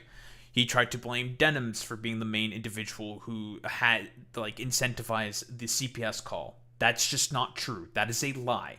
It was someone anonymous who decided to call CPS, that being Child Protective Services, of course, for the fact that Ethan Klein had a podcast episode where he was talking about how his 10-month-old, I believe, apparently ingested a bunch of his poop or some shit, and that's how they contracted Giardia. In a podcast episode where he was trying to address his supposed fucking detractors, right? And by the way, real fucking quick, that all happened before this fucking Discord server came into existence. This server has only been in existence, from what I understand, since about like late 2025. I think about 10 months. So again, I'm curious, why are we immediately fucking lying about the fact that about like the origins of this fucking Discord server, and we're already lying about the supposed context of this Discord server that was leaked, from what I understand. So here's Queeman reacting to Ethan Klein's Instagram post about the leaked Snark Left Discord server, and unironically, from what I understand, like Queeman, I don't know if he was like an active participant. I don't remember if he said that or stipulated that. I mostly just want to be as brief as possible on this whole like Snark Left fucking Discord server stuff, because it ultimately doesn't really matter to the main thing that we're going to get to, but whatever. Unfortunately, there has to be a bit of a preamble to all this shit. But Queeman did not have invite perms, from what I understand, and he would like participate within the Discord server. And he says that if Ethan, for example, wants to go in there and take a look for himself, yeah, sure, fuck it. He doesn't have invite perms, but someone else could fucking do it, and they could just take a look and check it out and see there's nothing ultimately wrong. What do we have here? So he's immediately jumping just like full statements. It's so funny, bro. This is over for you, bro. Ethan doesn't realize your hold on this area of the internet's gone, buddy. Same with Destiny. They just don't get it yet. I'm talking to a chatter of a secret Snark Discord that's being leaked. I wonder who they've spent the last 2 years obsessing over. It hasn't been open for 2 years. It's 8 months old. People literally totally disconnected. So again, if it was... Because you can easily verify how old a fucking Discord server is. Why lie is ultimately the question. Because Destiny's also pushing the exact same lies. Same with Dan fucking Stockman. Also pushing the exact same fucking lies. If you think that you have such a bulletproof fucking argument against the Snark Left quote-unquote Discord server, then why lie? Like, why? That doesn't make any sense to me. And now starting up Snark Left chats and communities. Dude. It's just a meme at this point. Because mostly, let's be honest here, Ethan Klein has made snark, like subreddits and fucking Discord servers a fucking meme. It's just a complete fucking goddamn meme. Because here's the thing. What is the purpose of a snark Discord or a snark Reddit, right? The only purpose of a fucking snark Discord or snark Reddit is to just essentially criticize the actions of a particular streamer or a particular content creator, yada yada yada. Are there problems potentially with how snark Reddits and snark Discords can be ultimately run? Yes, absolutely, depending on the moderation policy. From what I understand, within the H3 fucking snark, which Ethan had such a fucking ridiculous obsession over, it was one of the more well-moderated ones. And they did a very active job to make sure that a lot of the more insane posts that Ethan did not like were moderated. But the problem is that we are dealing with someone here, as Kilotonic said himself, who actively despises being criticized and wants people to always just be a sycophant to him and just go along with his narratives. Very, very fucking Trumpian of Ethan here. Same thing with fucking Destiny. Destiny, his orbiters, and his like 3 IQ troglodytic viewers, if you have even one criticism of them, one, block you on the spot. They will fucking harass you. They will dox you. They will go after you. There is no level that these people will not fucking stoop to in order to be just, honestly, for lack of a better term, absolutely miserable fucking wretches on the internet. Because this is not fucking healthy behavior for the broader sort of like commentary sort of sphere, which is mostly what I want to talk about here. This is not conducive to a healthy fucking environment. People like Ethan Klein and fucking Destiny are doing everything possible in order to completely ruin any form of commentary within YouTube whatsoever for one simple reason and one simple reason only. Because they want to monopolize those communities around themselves. I've talked about this concept before, but the only reason for as to why Destiny is as spiteful against the left as he is because during the emergence of lefty fucking Twitch poll, which he had the biggest hand in playing, we have to fucking grant that to Destiny, absolutely.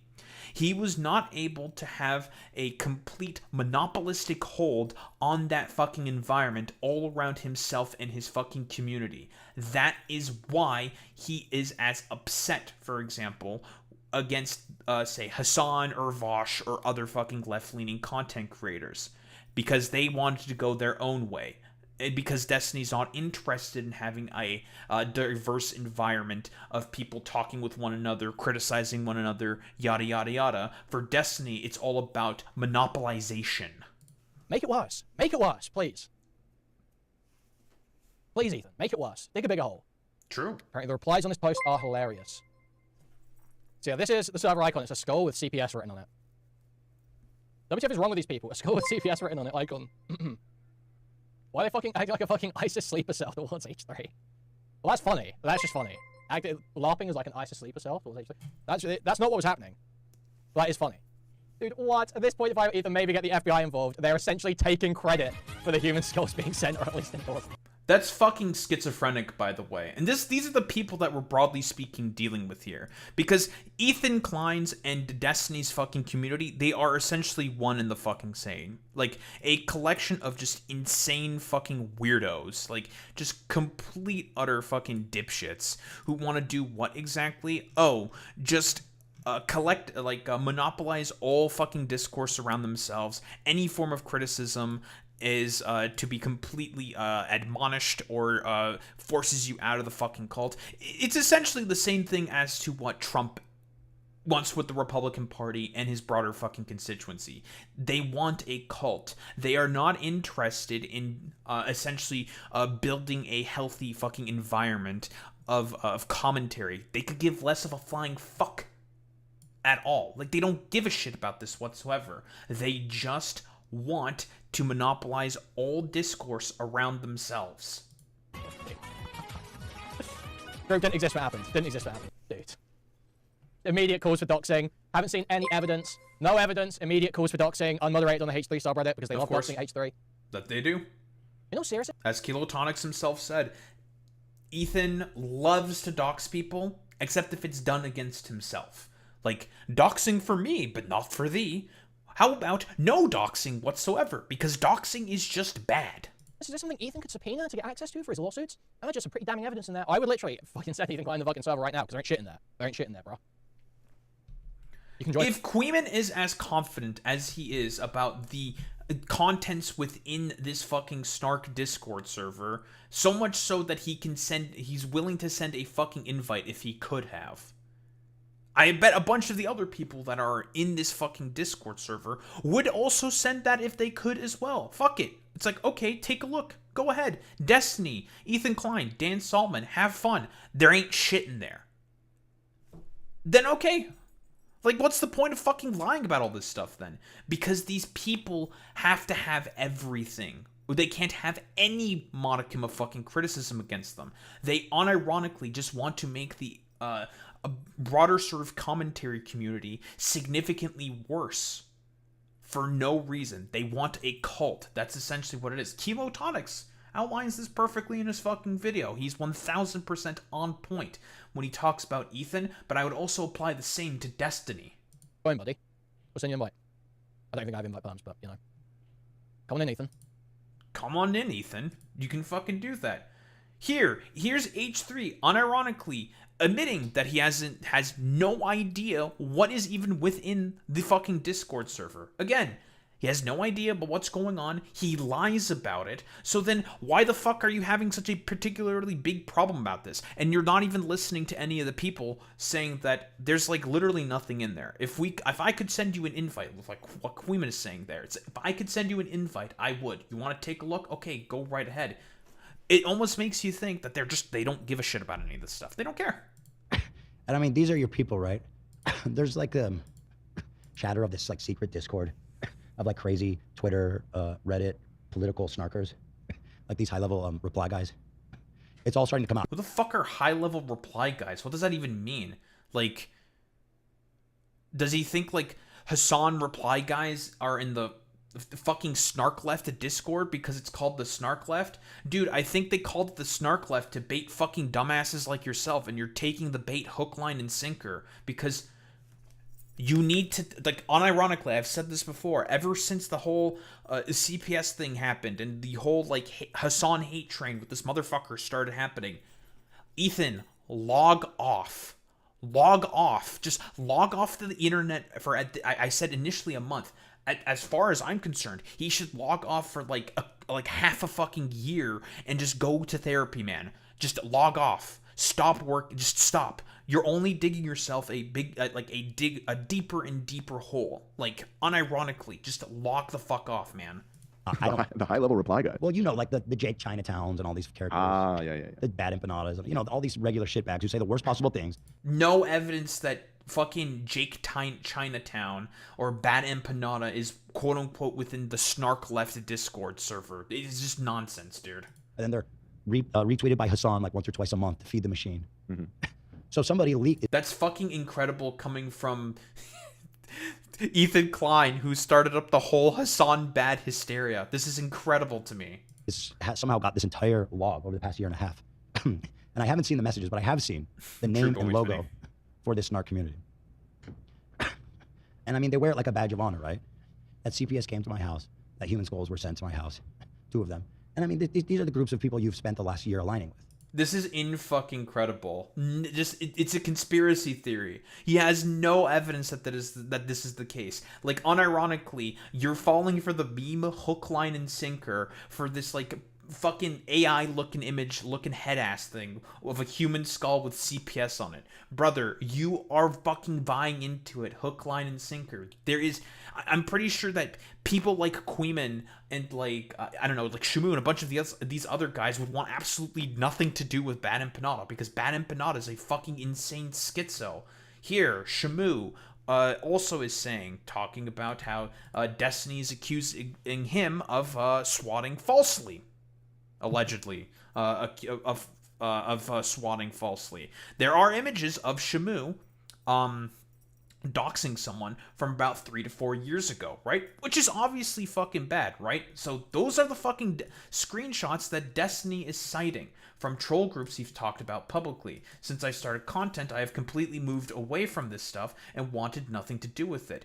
Again, Why lie? That's my ultimate fucking question. Ethan and Destiny, why do you have to lie about these fucking detractors, right? Because you have to lie. You have to make your detractors look as insane and ridiculous as fucking possible, right? Because that means, look at these guys. Look at these fucking insane weirdos. I can actively try to silence them now because I actively fucking discredited my fucking detractors. That's the point of this fucking behavior in particular. It's genuinely insane. Like, no evidence that any of these sort of like behaviors happening within the quote-unquote snark left Discord had any fucking doxing in it, had any form of swatting in it. There's just nothing. Like, all they probably did in there, if I were to take a guess, apparently the Discord's now fucking leaked and a bunch of the logs are out there. If I were to take a guess, what they more than likely fucking did was, criticize a bunch of, like, dumbass fucking content creators, which is fine. Who the fuck cares about, like, a Discord server where you're criticizing a bunch of content creators? Why lie about the people who were in that fucking Discord server? Apparently, they've also said slurs in that fucking Discord. It's like, okay, I mean, that's bad. Sure. I don't agree with, like, the usage of slurs. I think, like, Kilotonics and, like, Nikandros used a bunch of slurs in that server. It's like, okay, whoa, there are a bunch of, like, dipshit, edgy commentary YouTube content creators. Like, okay, bro. Like, I don't really give much of a shit about that. Like, what we are doing here in particular, yeah, I am the critical racist theorist. Thank you, Boyance Me. Like, if we're talking about on the grand scheme of things, where these people, because we're dealing with a bunch of people who are serial harassers and fucking doxers in Destiny, Dan Stockman, and fucking Ethan Klein, the only thing that these people are just mad about is the fact that they get criticized for those actions and behaviors. And that's what they're the most fucking pissed about. That's like literally it. But here, I think it was also Destiny, not Destiny, but Ethan Klein, for example, because now, guess what? Fucking iDubbbz has to make a whole fucking appearance into all of this as well. iDubbbz, or rather, Ethan was planning on sending a cease and desist letter to iDubbbz in that exact same fucking podcast episode where he was bitching, moaning, and complaining about the fucking snark left fucking Discord server, right? He wanted to send a cease and desist letter to Ian, to iDubbbz, for apparently him saying that, you're just a fucking pedophile, bro. When it wasn't even iDubbbz who said that, it was fucking Destiny. And here, Destiny himself also fucking admits to this. Everything has to tie back to me. And Hassan has had a lot of success in trying to tie people back to me. Like I said, I think this is why I call Ethan a pedophile all the time, who fucks his kids or whatever, is because Ethan gave in, because he's a spineless fucking hack, to this type of attack, where he's like, no, I'm not like Destiny. Destiny doesn't get me talking about... Unironically, Dan Saltman, like, works very, very closely with Ethan Klein, and Dan Saltman also works very, very closely with you. Optically, you have had to save Dan Saltman a bunch of times in terms of his fucking talking points because of how much of an insane fucking schizo he is. Like, brother, your fucking dirty hands are all over this, my dude. Like, it's insane. The fact that he was willing to fucking send a fucking cease and desist letter to iDubbbz for something Destiny said is fucking incredible to me. But here, iDubbbz and all of this, he just wants to move on with his life because... honestly, that's perfectly fucking reasonable. Because fuck this bullshit. Why deal with this stuff anymore, right? Stupid. So apparently, all that Ian did was signal boost this fucking goddamn message here by Destiny. But for whatever fucking reason, Ethan wants to send a cease and desist letter to iDubbbz mentioning that fucking goddamn, like, statement from Destiny, and not to Destiny, who actually fucking said it. It just doesn't make any fucking sense to me. That's insane, dude. I've said kind of all I wanted to say with the content comp. That's usually my strategy, is like, this is my opinion, take it or leave it. I would do a follow-up video, but generally I want to fucking move on, live my life. With having the Scorched Legume on. Okay, I'm gonna be quite honest here. Honestly, I think you should do a follow-up video, because this is insanity, right? Like, you have to keep, like, okay. I'm kind of, actually, no, let me rethink that. I'm kind of 50-50 on this, right? to make another video will just continue the fucking crash out for Ethan over and over and over again.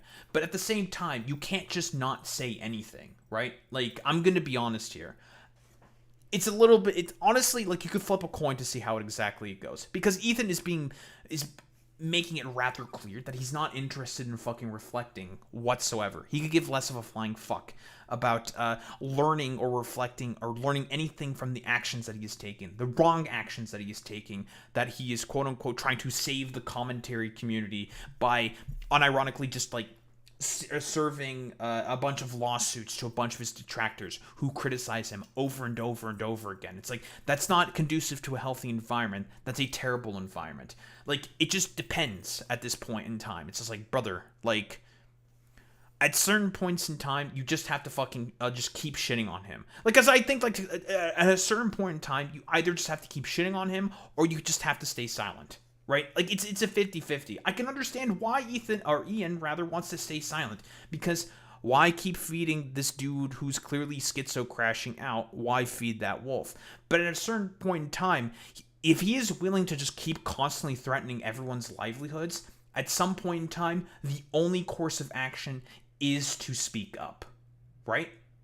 Like, there is no other recourse. You just have to fight him. Right? Because at some point in time, you can't negotiate with the unnegotiable. You just have to fight. I'm saying this, of course, all metaphorically speaking. I've been indulging the dark side a little too much. I have my own principles, my own values, and I'm like, it allowed me to roll around in the pig shit a little bit more. And there's aspects of that I like, but it's not really like, it doesn't super align with my principles. I think one of the things that sort of woke me up a little bit is like, okay, wait a minute, I need to take a step back. It's the Destiny thing about Ethan and his kids. That was one of those where I was like, oh man, I think I stepped too far out with this one, where it's like, we know the reason that I showed you guys the comment about Ethan and his kids. It's because it's like, Destiny's he's a piece of shit, and he has bad intentions. But he's going easy on this guy. Not going easy on Denham's, Frogan, Casey Tron, Noah, many others, right? And that was my reason for showing it. But I was like, after... So I believe what Ian is talking about here specifically is the fact that he put up that exact fucking comment right here, or chat message here from fucking Destiny, right? To sort of show that, listen, Destiny is a clear asshole, and the fact that you have associations with Destiny and a bunch of his fucking stupid fans and orbiters, right? Who are feeding a bunch of information to you, for example, to make you further crash out and continue to spiral out as a proxy specifically for Destiny to go after the people that he's had a conniption with for the latter part of about 7 years at this point in time. About 7 years at this fucking point in time, right? The problem is that you having associations with these people. And unironically, if you go through Ethan's fucking subreddit now, it's nothing but fucking DGGers. Like, these people who clearly do not have the best intentions for Ethan in any circumstance, in any way, shape, or form. You have to ask yourself this question, Ethan, and take some responsibility for your fucking actions and say, maybe my associations with this particular community might be kind of causing some problems, might be kind of biting me a little bit in the ass. But Ethan has made it very clear he's not willing to take responsibility for anything whatsoever, right?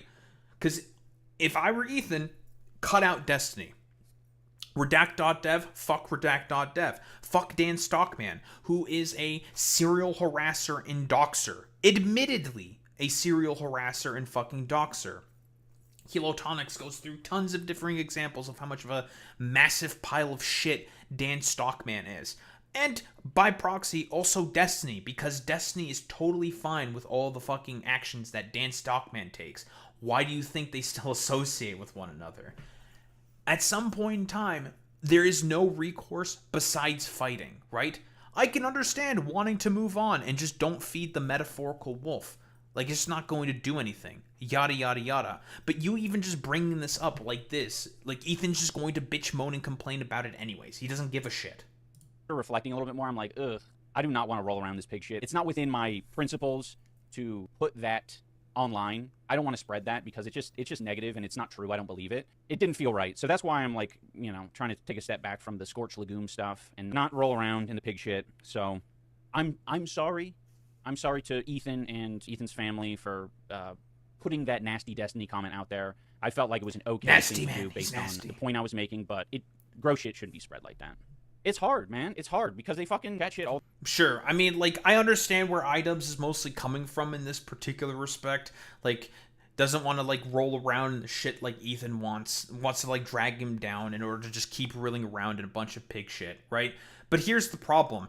If the environment is becoming a pigsty because of these people, unfortunately, you have no other recourse besides to roll around in the fucking shit. And here, in going back to our metaphorical rolling around in pig shit, Ethan Klein is wholeheartedly uninterested in accepting this fucking apology. He's questioning the fucking sincerity of it. Why don't we take a look at this?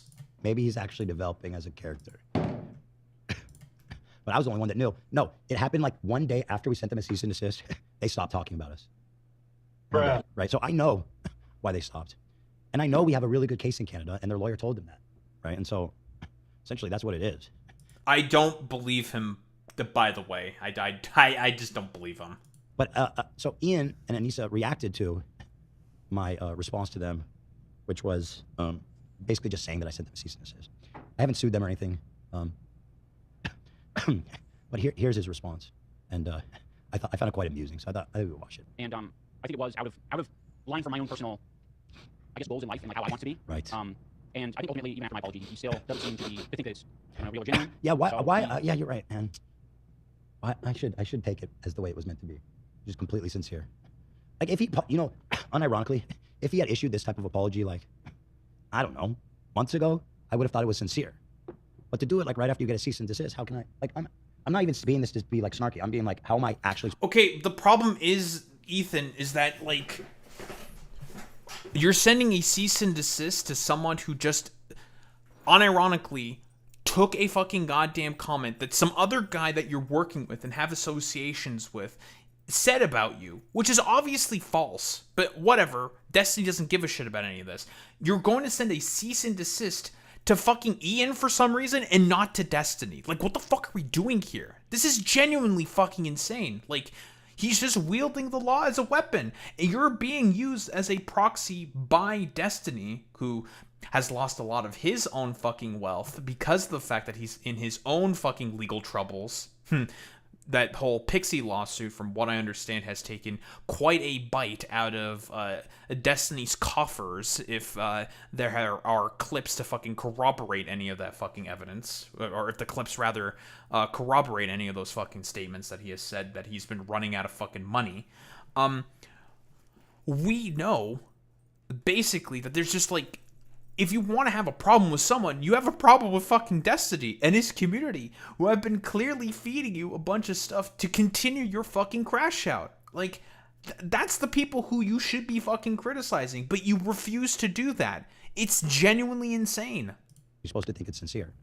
If I thought it was sincere, I would like, you know, my heart would soften. You know, I'm the first. I don't believe him. Like, there's no reason to believe anything from fucking Ethan Klein. It's genuinely in-fucking credible, dude. Like, he's made it very clear with all of the dishonesties. I think he would have just come up with another excuse to be like, actually, I don't accept this apology. I don't whatsoever. Why should I accept it? Why should I, right? Like, because he's not an honest actor. Person to let a grudge go when I'm apologized. All you have to say is I'm funny. Right, Dan? You know that.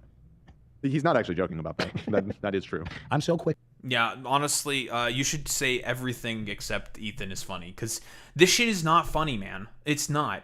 You're unironically ruining the fucking commentary sphere, or like reaction fucking content, or whatever the fuck, because of your own fucking schizophrenic goddamn conniptions. Like, you're the one who's just unironically just fucking lashing out consistently and fucking constantly. For what exactly? For like what? Because people have criticisms and problems with your fucking current conduct. And speaking of his current conduct, this one has been in the works for quite a fucking while.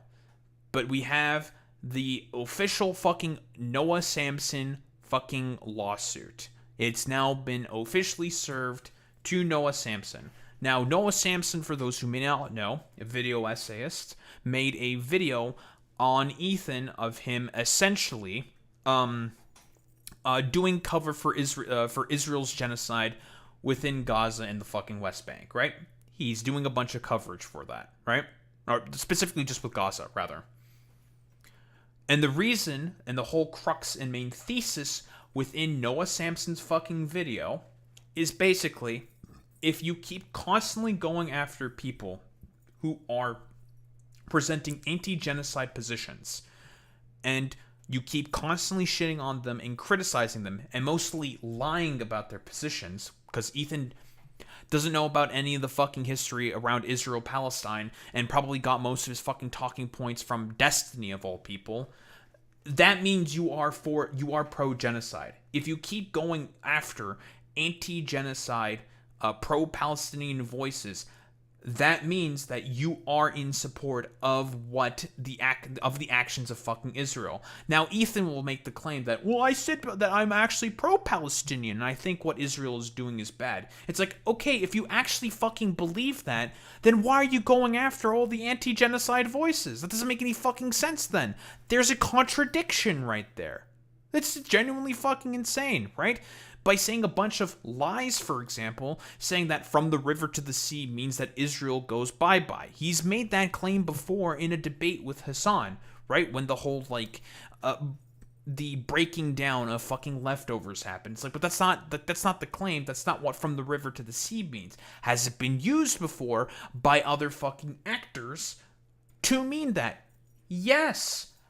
But does that mean that Hassan or a bunch of the other activist groups, like say Jewish Forces for Peace, or like Sam Cedar, or a ton of other anti-Zionist people who are anti-Zionist, are they using that slogan in that way? No, it does not mean that. That's a ridiculous fucking standard, right? So then why lie? Why say that all of these people who, broadly speaking, agree with the principles of international law, agree with what Israel is doing is bad, and this is just purely in a fucking liberal framework, by the way. I'm making a liberal fucking argument here, which Ethan and Destiny purport to be for some fucking reason. If purely what Israel is doing is against the international framework of international law, broadly speaking, established by the current liberal world that we have right now, why the fuck are you going after the people who are criticizing not only the United States but also Israel in terms of their actions in the region? It doesn't make any fucking sense. That means you have to be fucking pro-genocide if that's the case. As Noah Samsen himself said, if you are anti-genocide, therefore you are pro-genocide. But I mean, we know why fucking Destiny is anti-genocide, because in reality, for Destiny, he's not an actual liberal, and everything he does is out of spite. And for Ethan Klein, he's just been fed a bunch of fucking bullshit from DGGers and probably Destiny and Dan Saltman themselves. It's official. It's happening. I am getting sued by Ethan Klein. Ethan Klein, millionaire and host of the H3 podcast. I believe this is the quote-unquote fourth Hassan orbiter that Ethan is suing now for some reason. As has been indicated before by the Kilotonics video, his whole scheme of registering his video, his context puke, to the library, the National Library of Congress, it was essentially a scheme hatched up probably by Dan fucking Saltman, more than likely. We have no evidence to suggest that that is the case, but it was more than likely hatched up by Dan fucking Saltman in order to be able to try to get at Hassan to essentially take him off of Twitch and the internet. That was the point. That was the point of the plot, but Hassan never fucking bought that shit, like, at all whatsoever. And what if it's such a fucking stupid cockamamie idea that Ethan decided to go after the, say, metaphorical leftovers of only the women content creators? Because by the way, like, the there was like a bunch of different content creators that all, broadly speaking, orbit around Hassan, who, generally speaking, also reacted to that fucking video. Yet he never went after them in particular. He only went after the fucking women. A little bit of misogyny from Ethan Klein? Wouldn't be really surprising. Wouldn't be the first time that he's done something like this. But he's trying to utilize precedents that he has set himself in order to reinforce the spiraling crash out that he has, and is now setting a precedent of, if you're fucking rich and you don't like criticism that you have against people, you can just fucking sue them into oblivion. Quick lawsuit news, of course, just throw this in here real quick. Ethan Klein has won his lawsuit against fucking Frogan because of the fact that Frogan just, with her team, decided not to really reply to any of the settlement negotiations that Ethan Klein was assigned to go forward with. And at this point in time, now, do we know the reasoning for as to why she did this? No, we have no idea. Not that it ultimately really matters. The point of this fucking dumbass lawsuit was already fucking stupid to begin with. He's just doing this to try to bully Frogan into silence. We know that this is the case. He's admitted to that to also being the fucking case, but whatever. Ethan Klein being a piece of dog shit with the legal system aside, as has been widely criticized by a bunch of different content creators, using the precedents that he has set himself in order to bully a bunch and harass a bunch of smaller content creators into silence, right? Of people who are actively criticizing his dog shit fucking positions on Israel-Palestine that, let's be honest here, are not born out of any reading, out of any historical context, but are generally speaking just born out of just complete nonsense. Because he has no idea what he's fucking talking about, right? And he came to the fucking positions and conclusions that he has either because of a bunch of propaganda that he has listened to and has internalized, or had a bunch of fucking talking points fed to him by either Destiny or fucking Dan Saltman, of all people. Like, those two insane freaks who just only adopt Zionist positions out of spite for the left. Like, that's the fucking problem here. Sued me for defamation. Here's the complaint. It's 31 pages, and I'm getting sued. About a year ago, I released this video, the YouTubers who backed genocide. And in response, Ethan Klein... From what I understand, it's a pretty good fucking video. Maybe I'll take a look at it. I'm curious. Immediately began threatening to sue me. Then, a year later, just 2 days before the statute of limitations was up, Klein filed his lawsuit. In the complaint, Klein alleges that I defamed him by falsely painting him as a supporter of the genocide of Palestinians. The complaint presents... When obviously... that's exactly what Ethan is fucking doing, right? By constantly, because the argument that Noah Samsen is basically saying within his fucking video of his criticisms of Ethan Klein is that if you are constantly against the actions and the talking points and positions of anti-genocide people, you by effect are also going to be pro-genocide by proxy. That's just how it works, man. Oh, but listen, I've said before that I think that,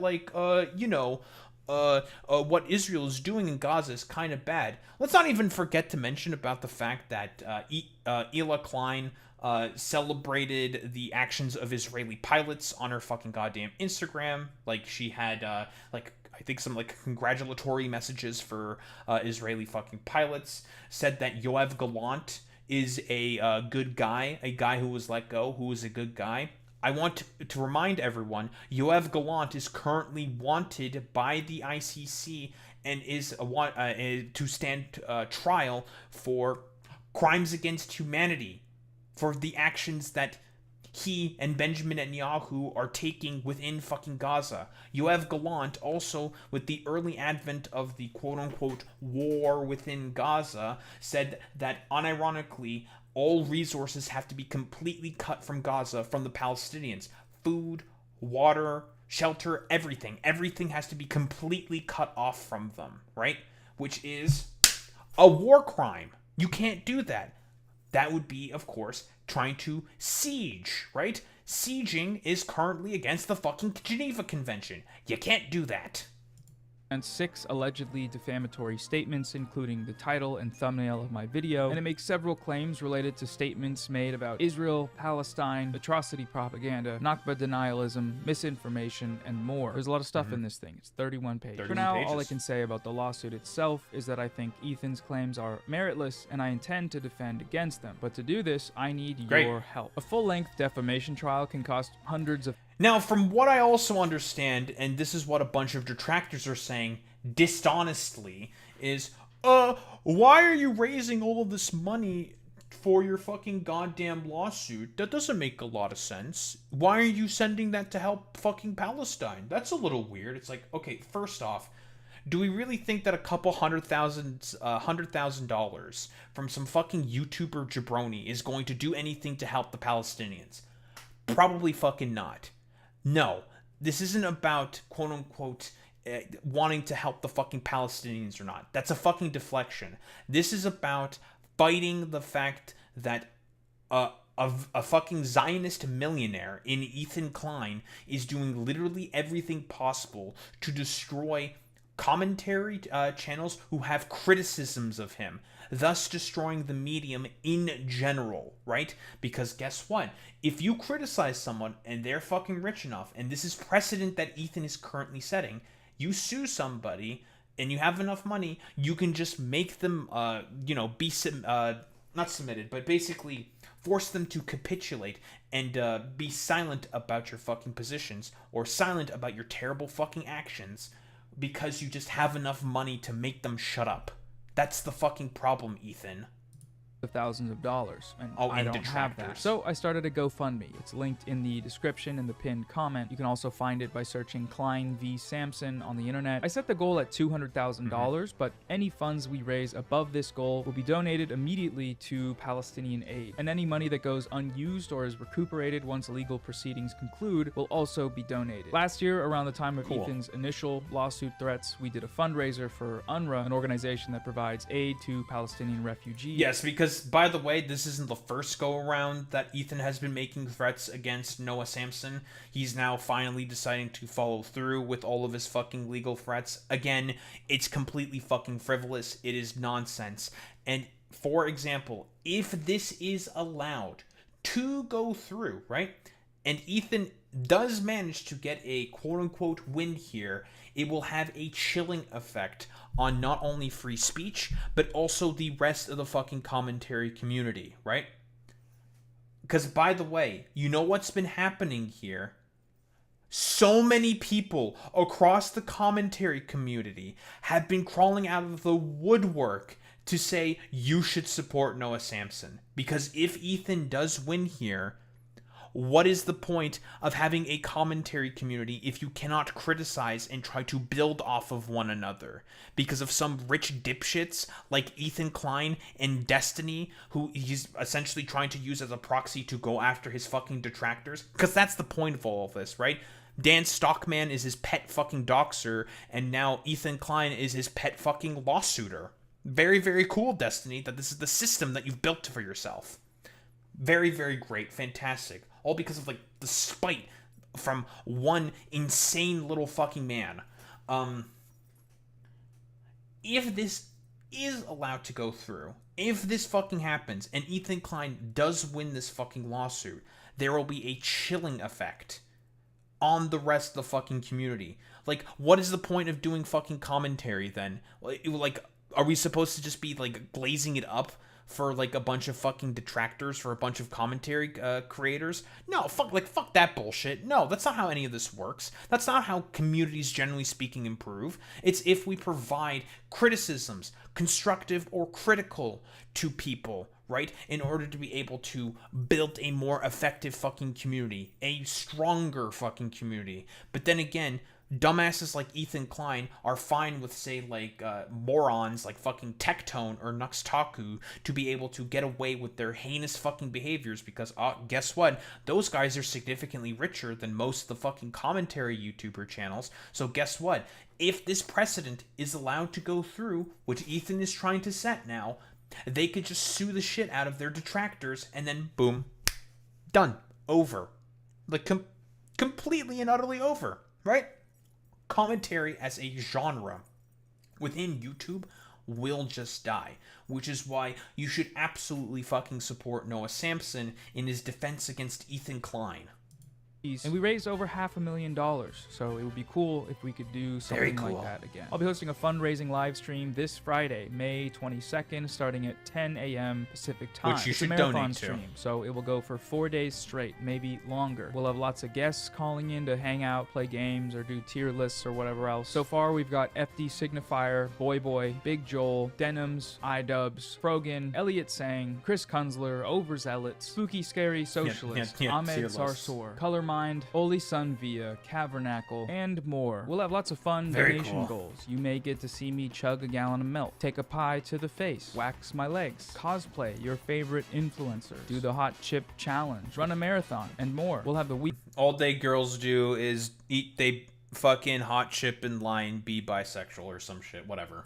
Going as well, like we did during the last fundraiser. And for the grand finale, if we hit $500,000, I will ride a bike 120 miles from San Diego to Hassan Piker's house to beg him for more money. Klein v. Samsen, GoFundMe, link in bio. Donate to help defend free speech on YouTube, and send money to Palestinian aid as well while we do it. Thanks for watching.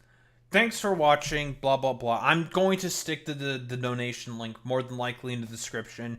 If you have, I don't know, a couple bucks lying around, you should send it to specifically Noah Samsen's GoFundMe to fight against this miserable pile of dog shit known as Ethan Klein, who is essentially acting as a proxy for fucking Destiny in order to go after his fucking detractors. Just like how Dan Stockman is the pet doxer of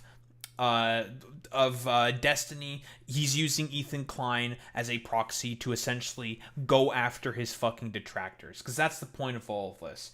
That's not even to mention the debate that fucking Destiny had today against, I believe, Dickers and Aiden Underground, where fucking Dan Stockman said he doxed a fucking chatter live, and allegedly that fucking chatter posted an image of someone etching DGGL on their fucking front door. These people are fucking insane. They are nuts.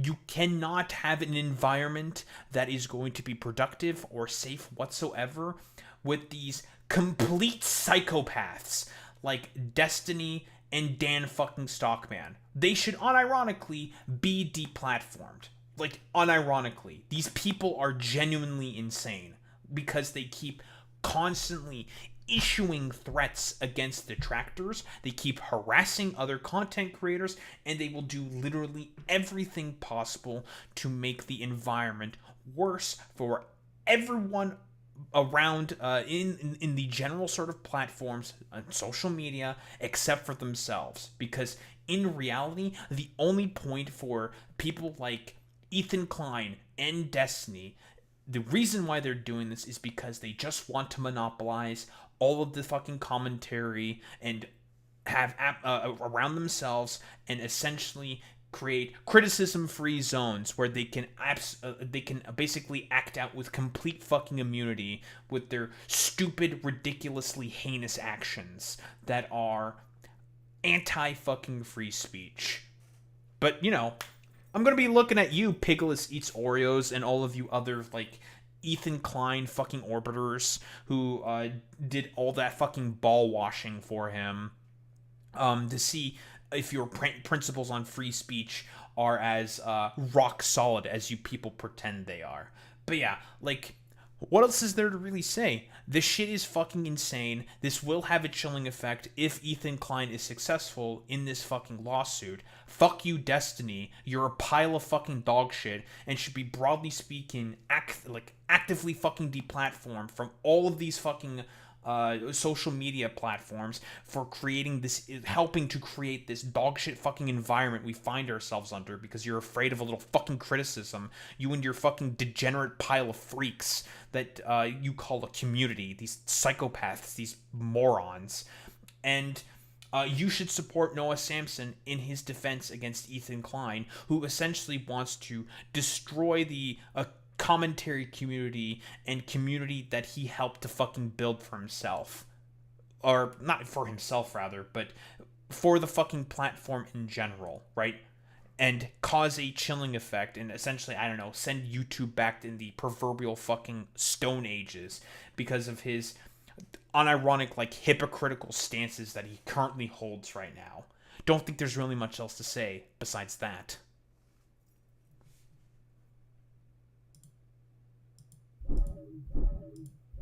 It's actually incredible how much, like, how big of pieces of shit these people are.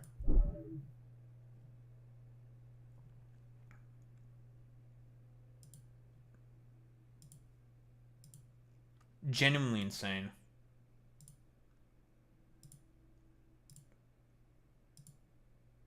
Okay, lovely.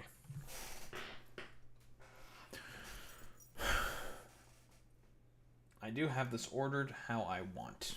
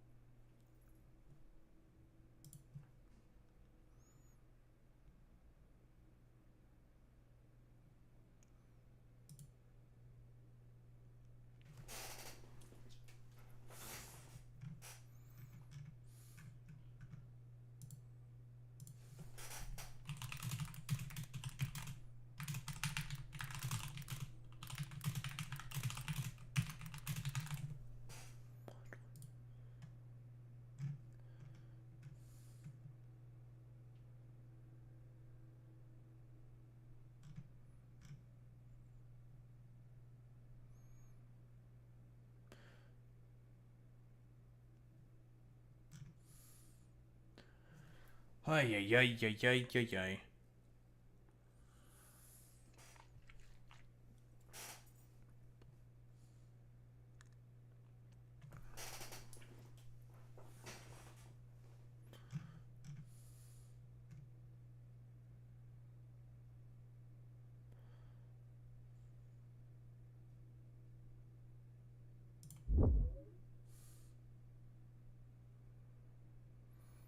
Damn, he's already Noah Samsen's already a fucking quarter of the way to his goal.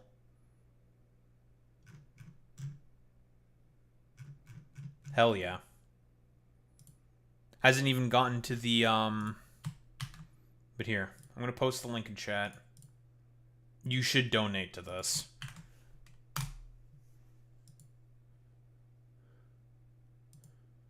If you could post that real quick in YouTube chat as well, Boy Meets Spinny. For the YouTube chatters.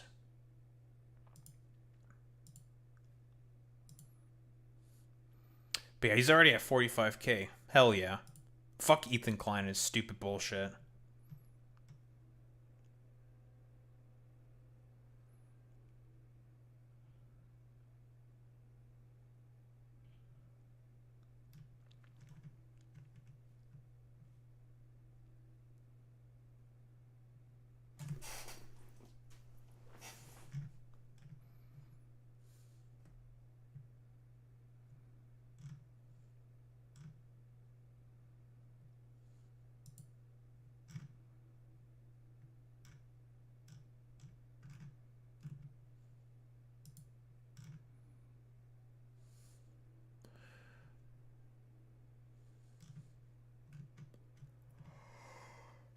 Alright.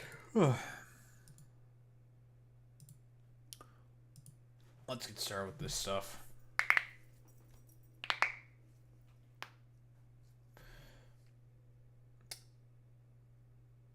What do we have all the way here? This thing. Lovely. Okay, cool.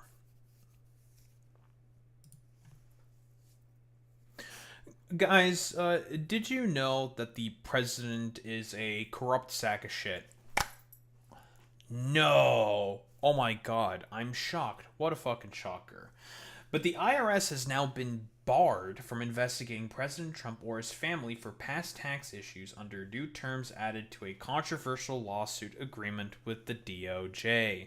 So obviously, Todd Blanche, the current acting Attorney General, is essentially trying to do everything possible to cover up the fact that there was a lawsuit that is proceeding through the courts right now that Donald Trump basically raised in order to go after an IRS agent who apparently leaked his fucking goddamn tax returns. Yeah, the thing that he was never going to show ever, because if he did, he would be seen as a fucking liar and a cheat and a scam artist, like every other fucking goddamn billionaire.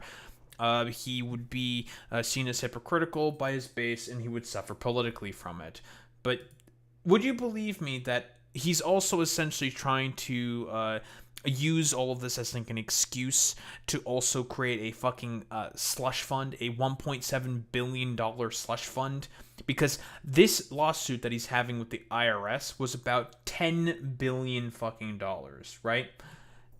Obviously, it's based off of complete bullshit, and it's a frivolous fucking lie. He unironically signed an order barring the IRS from examining the fucking president's tax returns, blocking the agency from pursuing pending claims against Trump, his family, or his businesses. He's unironically just doing this to silence a bunch of his, not critics, but silence a bunch of fucking auditors, and then essentially just make whatever the fucking slush fund he feels like of taxpayer fucking dollars in order to just, well, give it to a bunch of January 6ers. Speaking on that specifically, this is an exchange between Todd Blanche and Senator Chris Van Hollen, where basically, to just talk about how corrupt this whole fucking slush fund shit is, basically, this slush fund is about $1.7 billion of taxpayer fucking funded money, of money which the president can do whatever the fuck he wants with, and essentially the purpose of this is to be given to all of the January 6ers in order to compensate for the fact that, quote-unquote, the DOJ under Biden went up after them so unfairly, despite the fact that we have video of the actions that those people did. There was investigations done, and they were all fucking guilty. And by the way, all those motherfucking J6ers, these seditionists, these traitors to the fucking United States of America, have either reoffended and gone back to jail themselves for various charges, whether it be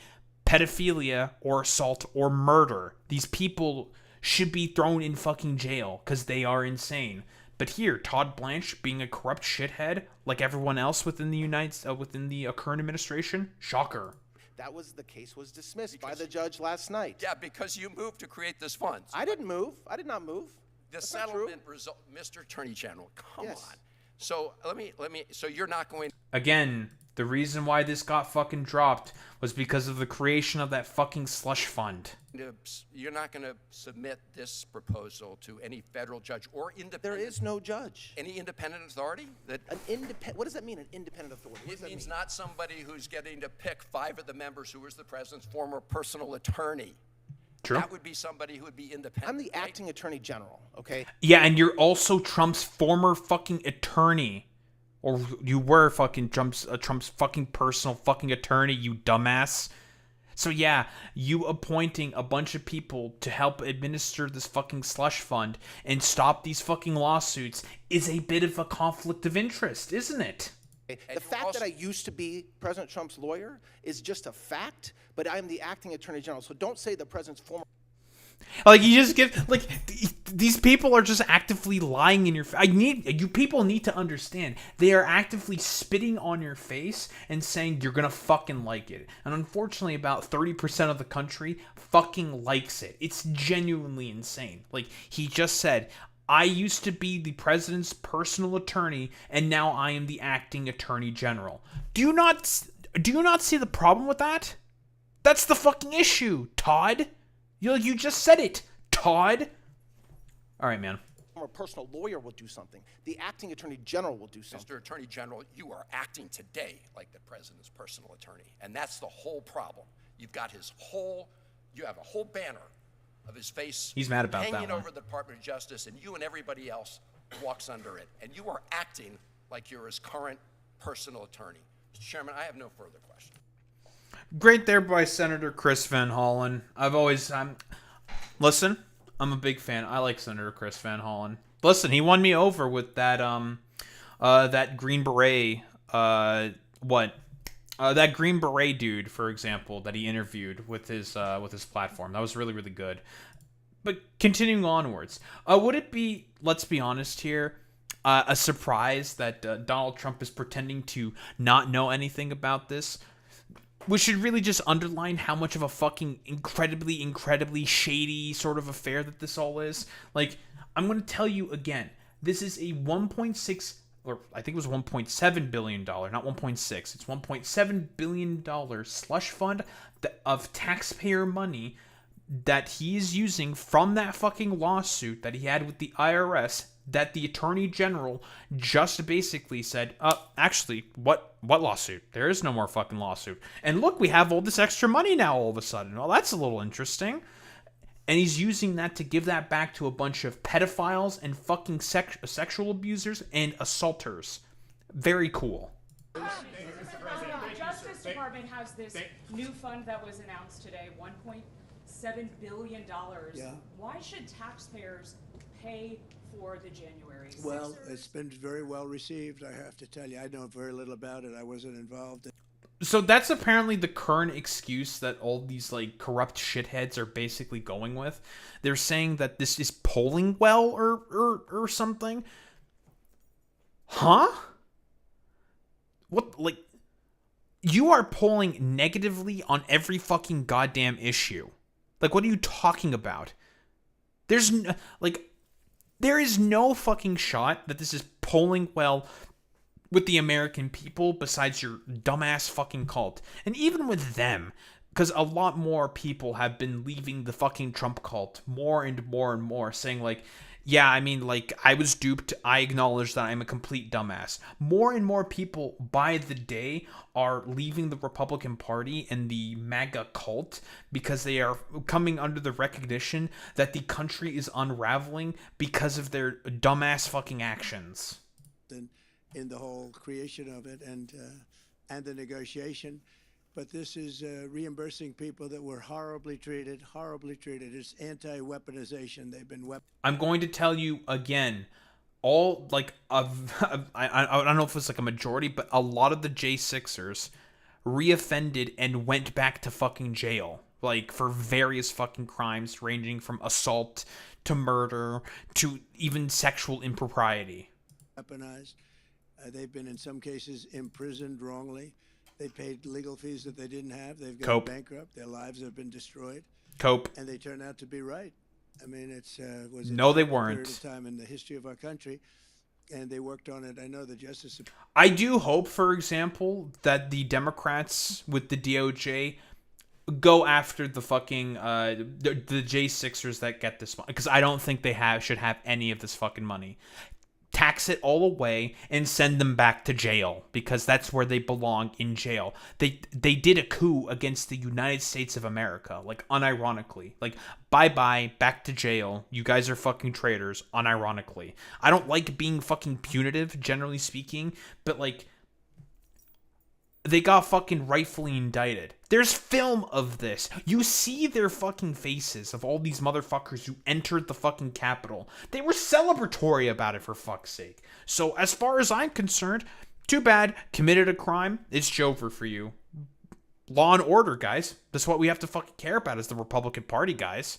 Department, it's really been working on it very hard. There's been numerous other occasions over the years where things like this have been done, but these were people that were weaponized and really treated brutally by a system that was so corrupt, with corrupt people running it, and they're getting reimbursed for their legal fees and the other things that they had to suffer. Yeah, please. Daniel. Listen, like, he's gonna try to fucking pull something in 2028, guaranteed, man, when he inevitably fucking loses or is not allowed to fucking run again. Like, genuinely fucking insane. But here, how about we shit on a Democratic governor in Jared Polis? Now, for whatever reason, Jared Polis decided to curtail Tina Peters' sentence in 2020, I believe that Tina Peters was working as or rather commuted the sentence of Tina Peters. She was a county clerk, a former GOP Mesa County clerk who got convicted in 2024 of breaching voting equipment in her county, right? And her fucking sentence got commuted. Now, why is this motherfucker unironically allowing someone who did a crime in order to try to help Trump win in a fucking election illegally within Colorado? For what purpose exactly? Like, why is he doing this? And if you have ever seen anything that Tina Peters has said in terms of Donald Trump, she is a fucking freak. She's insane, right? Like, complete conspiracist, cultist of fucking MAGA, yada yada yada. Why the fuck are we allowing her to go back out in order to do work in, like, as like a fucking elections official or whatever, or allowing her to fucking walk back out in the fucking streets? Like, get the fuck out of here with this bullshit. Like, jail. Democracy cannot fucking like sustain all of these known fucking cheaters, all of these known fucking seditious conspiracists who are just willing to, like, unironically, just wholeheartedly willing to destroy the electoral process of the United States of America, all because they heard some schizophrenic conspiracy theories from Facebook or some shit. For being here. A lot of people might look at this and say, Tina Peters was convicted by a jury of her peers in a conservative-leaning county, no less. Why did you decide to commute her sentence? I have to start, Caitlin. Like, just even hearing that, conservative-leaning county, and was convicted by a jury, dude. And this Democrat is commuting her fucking sentence. Genuinely insane. Like, resign. You're not a fucking Democrat. Period. End of story. You should leave your post as governor of Colorado. By correcting just one thing in the lead-in, she did not commit any crimes regarding the 2020 elections. She certified President Biden won. This was after the 2021. It was a small municipal election in the town. The results were counted, no ballots were compromised, but she went in and illegally tried to copy software before an update came. So nothing to do with President Trump's election. Just wanted to make that clear. Who the fuck cares? She still decided to fucking tamper with election hardware and software. She still decided to tamper. And if she continues to work as a county clerk, who knows if she may do it again in a more relevant election. You have no fucking idea. That's why you have to punish these motherfuckers and say, like, no. Like, you can't fucking do shit like this. Like, what is wrong with you? Look, what the appeals court found, and what I agree, is that fundamentally she deserves time, and she committed 4 felonies. Those are going to stay on her record. We're continuing to fight the president's bogus attempt to pardon her in court. But the truth of the matter is that her speech, meaning her conspiratorial beliefs and what she believes in, are certainly an anathema to me and most of your viewers, and I strongly disagree with. But those are not the basis and should not be the basis for a longer sentence than somebody would normally get for this crime. And that's really what the sentence would be. Genuinely fucking insane. Just rewarding her for fucking believing in the schizophrenic fucking beliefs. Because, yes, we do know that the president is trying to pardon Tina Peters for, again, unironically, just tampering with fucking election software. Like, unironically, just tampering with it in order to help President Trump to win. Fucking wild that this is the fucking case. And a Democratic governor is like, how about we just give you a small hand to the incredibly unpopular president for some reason? It just doesn't make any fucking sense to me. But here's our favorite pudgy dope boy, also trying to, I don't know, like, jingle the keys for the president to talk about the fucking MAGA slush fund and also Tina Peters at the same time. Why don't we take a look? John. Mr. Vice President, thank you. I want to ask you about that $1.8 billion fund set up, weaponization fund as it's being called. Why should taxpayers be paying to settle a $10 billion lawsuit that was brought by the President of the United States? And should people that attacked the Capitol building and assaulted police officers, should they be eligible? Should they receive money? Should they receive money from this fund? Well, let me say a couple things about that. First, John, I think in some ways the media has misrepresented what this is actually about. This is about compensation. Oh, the media's misrepresented this. Seriously? I think it's pretty fucking clear, and it's been made rather clear by Todd Blanche himself when he was questioned by Senator Chris Van Hollen. This is insane. Compensating Americans for the lawfare that we saw under the last administration. And by the way, anybody can apply for it. Fucking lawfare, Republicans can apply for it. Democrats can apply for it. As you know, the President of the United States has pardoned. The only people who were at January 6th was not fucking Democrats, unless you want to, I don't know, fucking count Shoe on Head or some shit, even though she's not really a fucking Democrat anymore. Let's be honest here. I don't think she ever was a fucking Democrat, but sure, man, totally. But These people, unironically, were doing a seditious fucking conspiracy to try to overthrow the fucking election. Genuinely fucking insane. And you want to reward that behavior. Fucking wild, man. A number of Democrats who he felt were actually subject to this lawfare. I mean, if Hunter Biden wants to apply for this I'm particular sure. fund, he is welcome to. It's going to go through a normal process where we vet everything, where we try to identify whether people's claims are actually legitimate. But I don't fucking believe these motherfuckers for even 1 second to properly vet any of these fucking claims. here's the question. You say, why should taxpayers fund this? Whenever the United States government incurs legal expenses, it pays out those legal expenses. When it's settling a lawsuit, it pays out money to settle that lawsuit. And the question is $1 of this money going to the Trump administration? No. Is $1 of this money going to Donald Trump personally? No. Is $1 of this money going to Donald Trump's family? No. The people that... No, that's... Listen, this is all technically speaking true. Problem. Trump's personal fucking attorney, who's the current acting attorney general, has control over this fucking money, which means by proxy, Donald Trump also has control of the fucking money. That's the fucking issue here. He's just essentially openly fucking looting the fucking treasury. Again, that dumbass, Todd Blanche, said it with himself.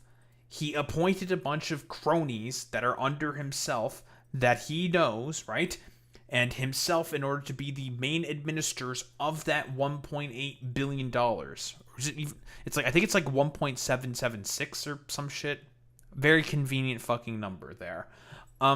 That of like $1 billion.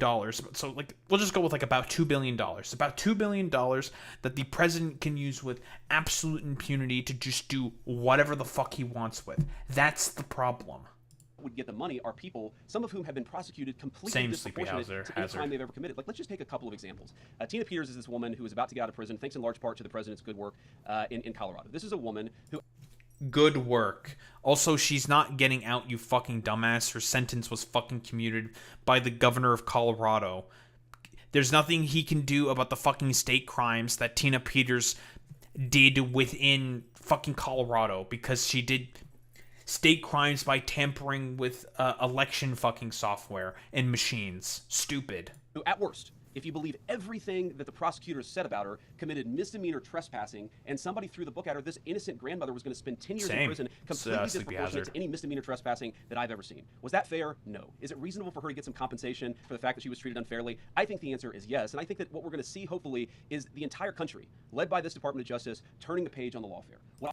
Yeah, dude, we're just going to essentially help reward all these, like, pedophiles, violent dipshits, these rapists, who, again, like I said before, like, unironically, when all those J6ers got fucking pardoned, what they do for the most part, they re-offended. They all fucking re-offended! Or, not all of them. Most of them fucking re-offended and went back to jail. Because these people are unhinged. Genuinely insane.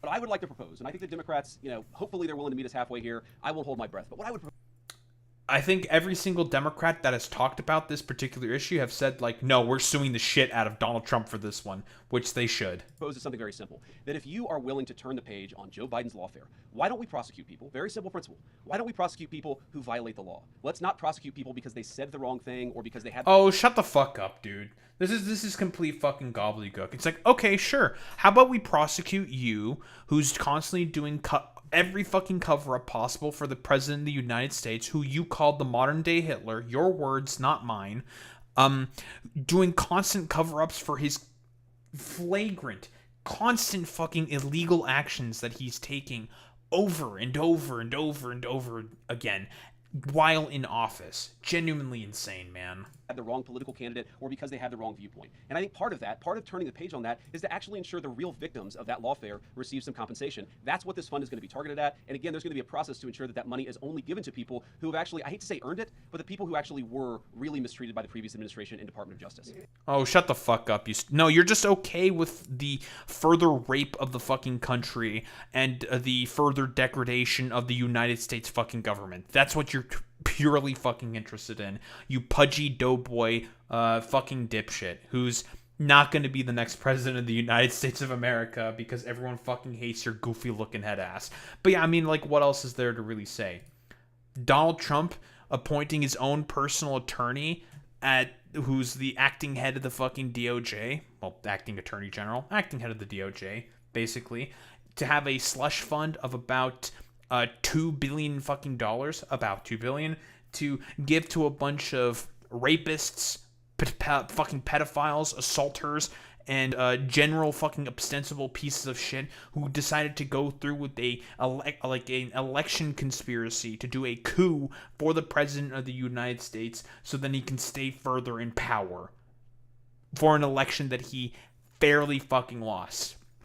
Genuinely fucking incredible. Genuinely insane. Meanwhile, we have this fucking thumb-looking head asshole over here basically deciding to commute one of the sentences of one of the most insane fucking conspiracy theorists, election conspiracy theorists, within the fucking goddamn country. Like, fucking resign, Jared Polis. You're not a fucking goddamn Democrat. You're just like a stupid thumb-looking head asshole who's like a libertarian coded fucking character. Complete fucking moron here. In Jared Polis, who's just rewarding fucking election conspiracists for like literally no fucking goddamn reason for the fact that they believe in idiotic fucking conspiracy theories. Stupid as always. But then again, like, what else is there to say besides fuck these stupid motherfuckers? They are all pieces of shit, and they just want to essentially make the environment within the United States of America significantly worse than it already is.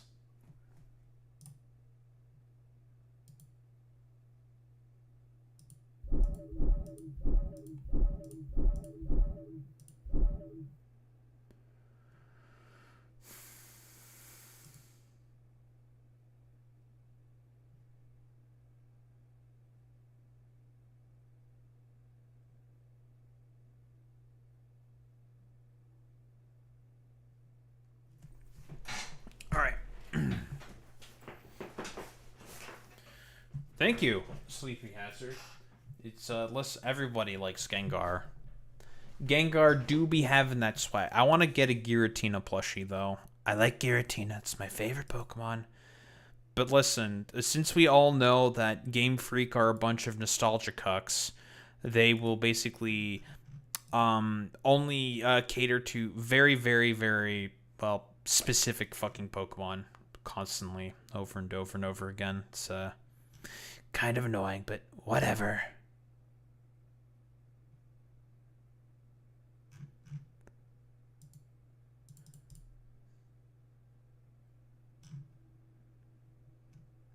Oh, also, Mark Carney's starting to suffer politically for his general...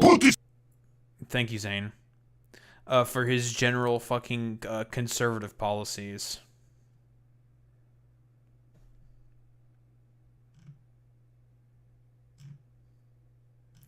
So that's cool. Because fuck you, Mark Carney, for making doing like austerity politics, because that's exactly what we fucking need right now in this dumbass fucking country. Very cool.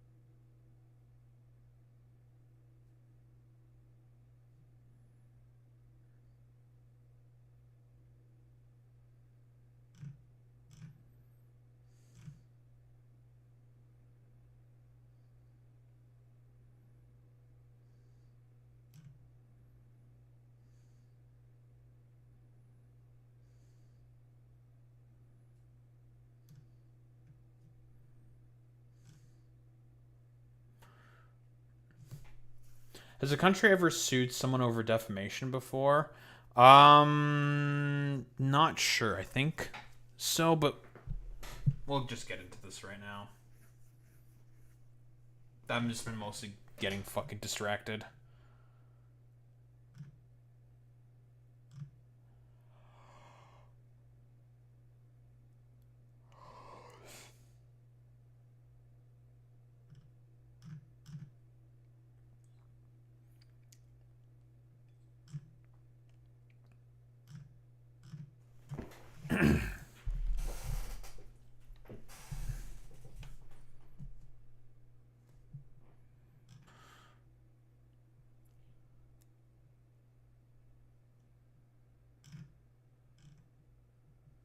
All right, let's get started with this.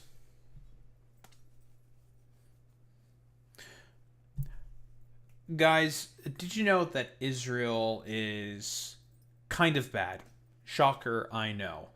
But this is also a report that's been making, shall we say, the rounds before. And there's been a bunch of different reports about this in various fucking papers, besides the New York Times.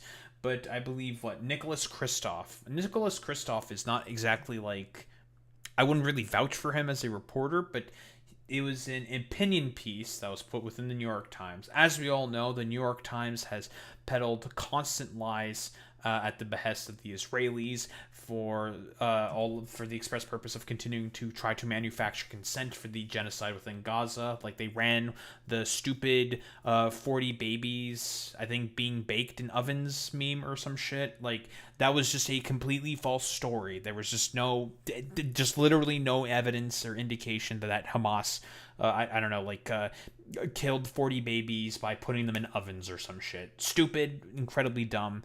Same sort of a lie and attempt to manufacture consent as George Bush did 20 fucking years ago. But whatever.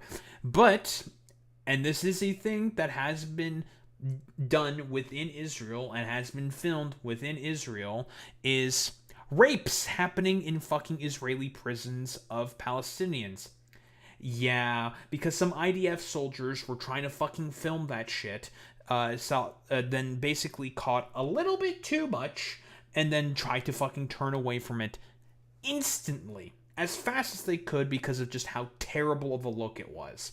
So, is it accurate to say that the rape of Palestinians constantly happens within Israeli fucking jails? Yes, it is accurate. And there's been tons of testimony from various Palestinians who left those fucking jails saying, dude, they unironically just sexually assaulted me. These are the people that we are fucking dealing with. And by the way, there are protests within Israel saying that they have a right to do this. Genuinely fucking insane. There is no recourse that you can have for behavior like this. Period, end of story. It is just period, end of story bad. And there have been a ton of differing sort of reports saying that, yeah, this is a thing that fucking happens, right? Where Israeli soldiers and other officials, well, maybe not officials, but officials within the fucking prisons mostly, right, have raped Palestinians, have sodomized Palestinians. Now, the claim here by Nicholas Kristof is saying that Israeli soldiers use dogs to rape Palestinians. Now, are we talking about a fucking dog going down on a Palestinian prisoner? Probably not. I don't think a dog can be trained to do that, right? But what can be basically done is, say, a dog to bite someone in the fucking genital region. Now, that is something a dog can be trained to do. And that is still sexual fucking assault, guys. But, as fucking expected, right? There are a ton of different fucking articles, for example, within the various fucking newspapers. I believe this is an excerpt here from the New York Times itself. Israeli dog rape of Palestinian detainees is now officially in the New York Times. This was an anti-Semitic conspiracy not that long ago.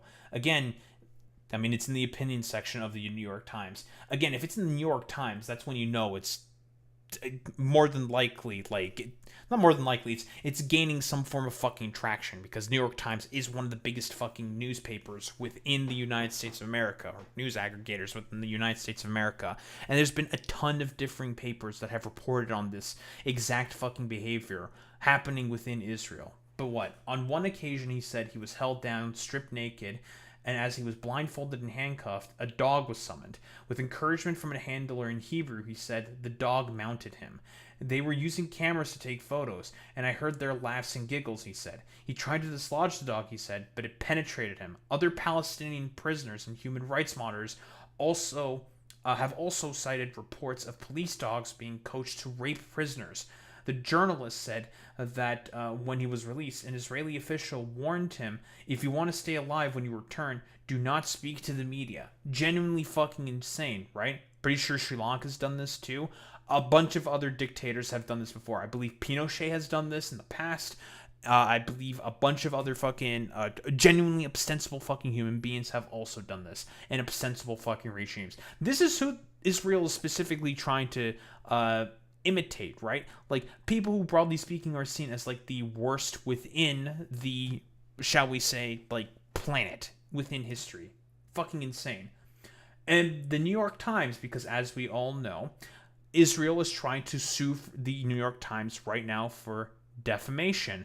The New York Times is doubling down and defending Nicholas fucking Kristof's reporting here. Well, not a reporting, but opinion piece here. So the New York Times doubles down on Israeli dog rape of detainees. After a Zionist meltdown over Israel being exposed, the New York Times has reiterated how thoroughly and deeply sourced the claims are. Again, tons of papers have run exact same fucking articles like this. They all have a bunch of different corroborating fucking sources that have had similar fucking stories, right? Very, very much so consistent with behavior from Israel, not Israel, but very much so consistent with the behavior that the IDF and a lot of these soldiers and policemen have had with these fucking dogs, right? Can we say that it is affirmative, absolute, that Israel has done this? No, it's still alleged. We don't have any evidence for this. But if Israel is being rather aggressive in terms of trying to litigate about this, and there have been so many fucking witnesses within Palestinians within Israeli fucking prisons that have had similar fucking stories from this, like, why would they lie about that specifically? Now, you may be saying, like, well, because they want to make Israel look as bad as possible. I'm going to be honest here. Israel does a pretty good job of, making themselves look as terrible as possible. Like, we know that there are people within Israel who have unironically gone out to protest the right for the IDF to rape Palestinian prisoners. There are unironic right to rape protests within Israel. And there's been also reporting done on this as well. Like, we are dealing with a deeply fucking insane society here. Like, genuinely. Like, wild that this is the fucking case. But, you know, Israel wants to do everything possible to make themselves not look even more like a pariah state than they already are. Israel is the only state on Earth allowed to run confirmed torture dungeons like Taimen. Taimen? Sure. Don't forget, it's confirmed by Israel that they rape prisoners. Confirmed. They even debated about it in the Knesset. Now, that I did not know about that. Wow. Gonna be really, really hard for you to argue this in fucking court if they can easily just pull a bunch of, like, debates within the Knesset confirming that you guys fucking rape prisoners. Like, there are stories, so many stories about Palestinian prisoners being fucking sodomized and the right to rape protests within Israel. Genuinely insane. Why doesn't anyone ask them to stop? Have you ever wondered about that? Here, from the New York Times themselves. A spokesperson for the New York Times. Charlie Stadler? Sure. Stadlanter? Sure. Nicholas Kristof's deeply reported piece of opinion journalism starts with a proposition to readers. Whatever our views of the Middle East conflict, we should be able to unite in condemning rape. I think that's pretty fair to say. He draws together on the record accounts and cites several analyses documenting the practice of sexual violence and abuse conducted by various parts of Israel's security forces and settlers. Yes, this is a very, very, very fucking common thing, even done in the fucking West Bank as well, with Israeli settlers. They will just rape Palestinians. They don't give a shit. These people are incredibly fucking evil. The accounts of the 14 men and women he interviewed were corroborated with other witnesses, whenever possible, and with people the victims confided in. That includes family members and lawyers. If you have all of these people who are, again, corroborating all of these fucking, all this evidence with a bunch of other witnesses, and a lot of the stories are consistent, it starts to make you think, like, damn, maybe Israel did that shit. Like, not to mention, we know they debated about the rapes of fucking prisoners, the right for them to rape prisoners on the floor of the fucking Knesset. We know of the right to rape protests that have also been happening or have happened rather, within Israel. Again, there's just like, there's so many fucking cards stacked against Israel's deck in here of their fucking actions. Like, they more than likely did some fucking wild shit in those prisons, because we all know that Palestinians, if they're in Israeli prisons, oh man, they are going to have a bad time. Honestly, like, that's like a very, very moderate way of putting it. Details were extensively fact-checked, with accounts further cross-referenced with news reporting, independent research from human rights groups, surveys, and in one case, with UN testimony. Good luck arguing against that, Israel. Independent experts were consulted on the assertions in the piece throughout reporting and fact-checking. Again, like, all of this corroborating fucking evidence. Again, we can't confirm that Israel absolutely did this. Israel would have to say, like, hey, you know, we all fucking know that if Israel were to say that, it would make them even look worse than they already are. So they're never going to fucking admit it. But you should know that if Israel is fighting this hard in order to try to put the kibosh and stuff like this, more than likely, they may have fucking done it. They may have fucking done it. I wouldn't put it past Israel. Like, every sort of, like, for example, violation of international law that Benjamin Netanyahu and the Israeli state can fucking pull and violate, oh, they'll fucking violate that shit. They don't give a fuck. But, you know, as expected, a bunch of fucking Zionists went out to fucking protest against the New York Times for all of this fucking corroborating evidence that Nicholas Kristof had in his opinion piece here, saying that, guys, rape's pretty fucking bad, guys. I think we should all be in accordance and agreement with rape being kind of bad. But apparently Zionists don't agree with that whatsoever. Apparently these guys think rape is okay. Kristof! Fire! Kristof! Fire! Kristof! Fire! Kristof! Fire! Kristof! Yeah, it's a very, very good point there, Zane. Like, listen, if you guys weren't guilty, you would go out of your way and prove it instead of denying it and refusing search. Just like I said, for example, with the UN investigations, when Israel was making the fucking claims saying that Hamas did systematic rapes within October 7th. And when the UN offered to be like, oh, okay, yeah, sure, like, we can look into this if you guys want and do an investigation, see if what you guys are saying is true. What did Israel do? Do everything possible to block the UN from conducting an investigation. You should immediately ask yourself this question. Immediately. Why would Israel do that? If what they're saying is true, then they should be okay with the UN investigation. Seems like Israel might be lying about this one here, guys. Yeah, that is true there, Zane. Donald Trump did hide his DNA when he also raped, like, say, E.G. Carroll as well. Again, like, listen, these people are all fucking insane. They will do anything possible to hide away their fucking impropriety because they are just okay with the aberrance. That's what it is. Fire! Kristof!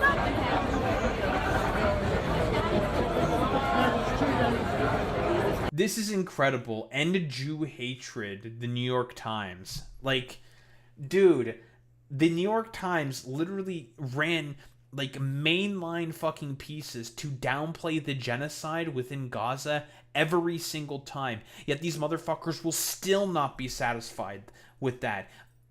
Like, listen, this is what I say. Like, with people like Ethan Klein, for example, shit like this has a complete chilling effect on free speech and criticism, for example, right? Which is a part of free speech, right? Like, it's a chilling effect, right?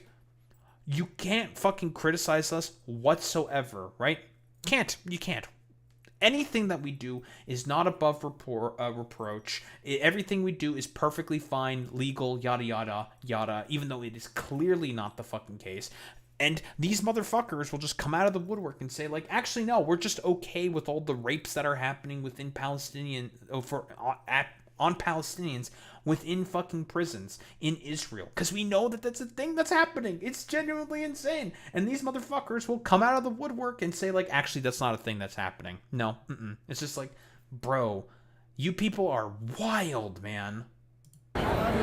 Like, Zionists, unironically, they are just all insane.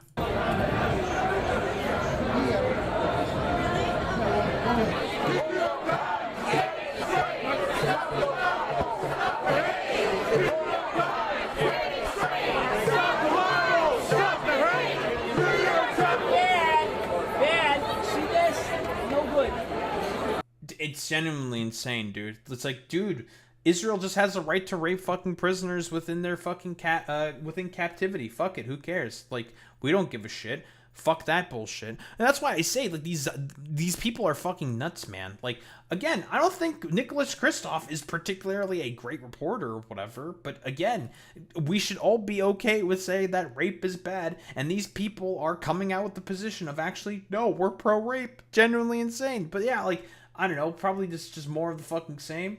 Who cares about what this fucking dumbass has to say? I guess he's fucking okay with rape. Whatever, it doesn't matter. Like, it's wild. Like, these people are unironically just coming out of the woodwork to say that it is okay what the actions of Israel are doing, when we know that there have been tons of instances of this happening already within Israeli prisons, and Israelis have gone out to protest to say that, yeah, the state has a right to rape prisoners. This is the thing that has happened. It's incredible. But, you know, man, whatever. Like, spiritually, just like the worst thing possible, if a fucking Zionist can just be like, oh yeah, I totally agree with all the fucking rapes happening within Israeli fucking prisons, yada yada yada. If they can, like, if these people can just adopt the worst position possible, they'll just do it. They don't give much of a shit about this whatsoever. But yeah, I mean, like, what else is there to really say? This lawsuit is probably going to go absolutely fucking nowhere, because again, if this were allowed to go through, the fucking Benjamin Netanyahu would have to be like, okay, well, I mean, if they're lying, how about you fucking give evidence to say that you're not doing that then? Which may have some potential issues there for fucking Israel then. That they may have to jump through some interesting fucking hoops to try to lie about the fact that they have not been doing systematic fucking rapes of Palestinians while they're in prison, and basically do everything possible to make sure that the videos, because there are videos out there of IDF soldiers like saying like, oh fuck, I probably should not be recording this whatsoever. Like, you can fucking find them. You definitely can. The internet is eternal. Of these, of the actions that Israel is specifically carrying out against fucking Palestinians. And considering the fact that there has been so much corroborating fucking evidence from eyewitness testimonies, lawyers, international fucking experts, legal scholars, and they're saying like, yeah, they may have fucking done this, and we know that there is video of you guys debating about how the efficaciousness of raping Palestinian prisoners on the floor of the Knesset. It's not a fucking good look for you guys, because when you're doing a defamation lawsuit like this to try to defend yourselves from claims of systematic rape of Palestinians within Israeli fucking prisons. And the gall of them to fucking do this when they claim that there were systematic rapes being done by Hamas on Israelis, which again, there is probably corroborating evidence of that happening, but was it systemic by Hamas? We have no evidence for that whatsoever, because every single time when the UN tried to investigate that stuff, Israel literally did everything possible to try to disrupt that fucking process. If it were the case that it was true, Israel, then you wouldn't have disrupted the process then, would you have? Makes you fucking think, doesn't it? But yeah, I mean, like, what else is there to really say? Israel being fucking terrible and demonic as always, and doing everything possible to make themselves look 10 times fucking worse on the world stage by, I don't know, being the pro-rape of fucking prisoner society. All in the meanwhile, they are conducting genocide within Gaza still, in the West Bank, and have displaced, I believe, about a fifth of Lebanese people from the southern parts of fucking Lebanon. Truly a evil, evil, evil fucking state and society that the US fucking helps prop up. Don't think there's really much else to say besides that.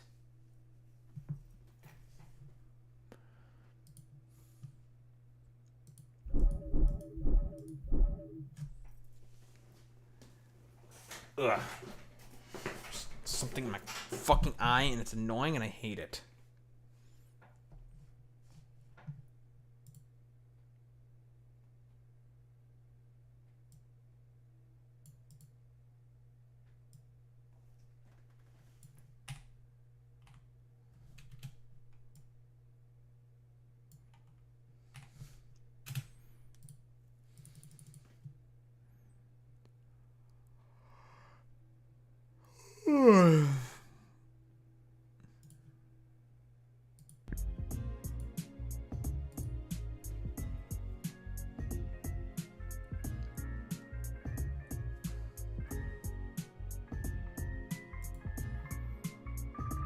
Alright.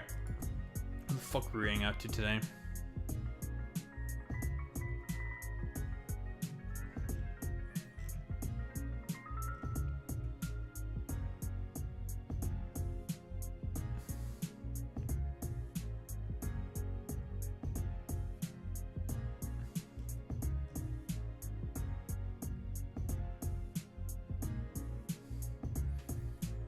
Boy Meets Minis being racist, as always.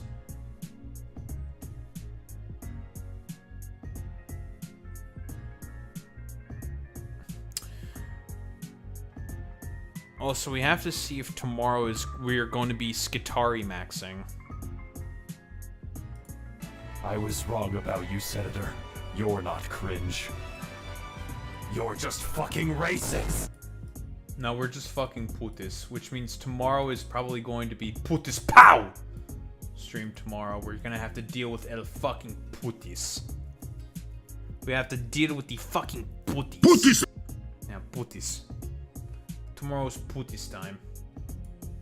Because they're probably gonna be... We think the Skitari is coming out tomorrow. I mean, it's gonna be the Skulls event. We'll see exactly what happens. Yeah, El Dorcus fucking Tidus. We're gonna be Skitarus. Or at the very least, there's gonna be an event about it. So, we'll see what happens. We'll see. Why don't we raid out to Riverboat Jack?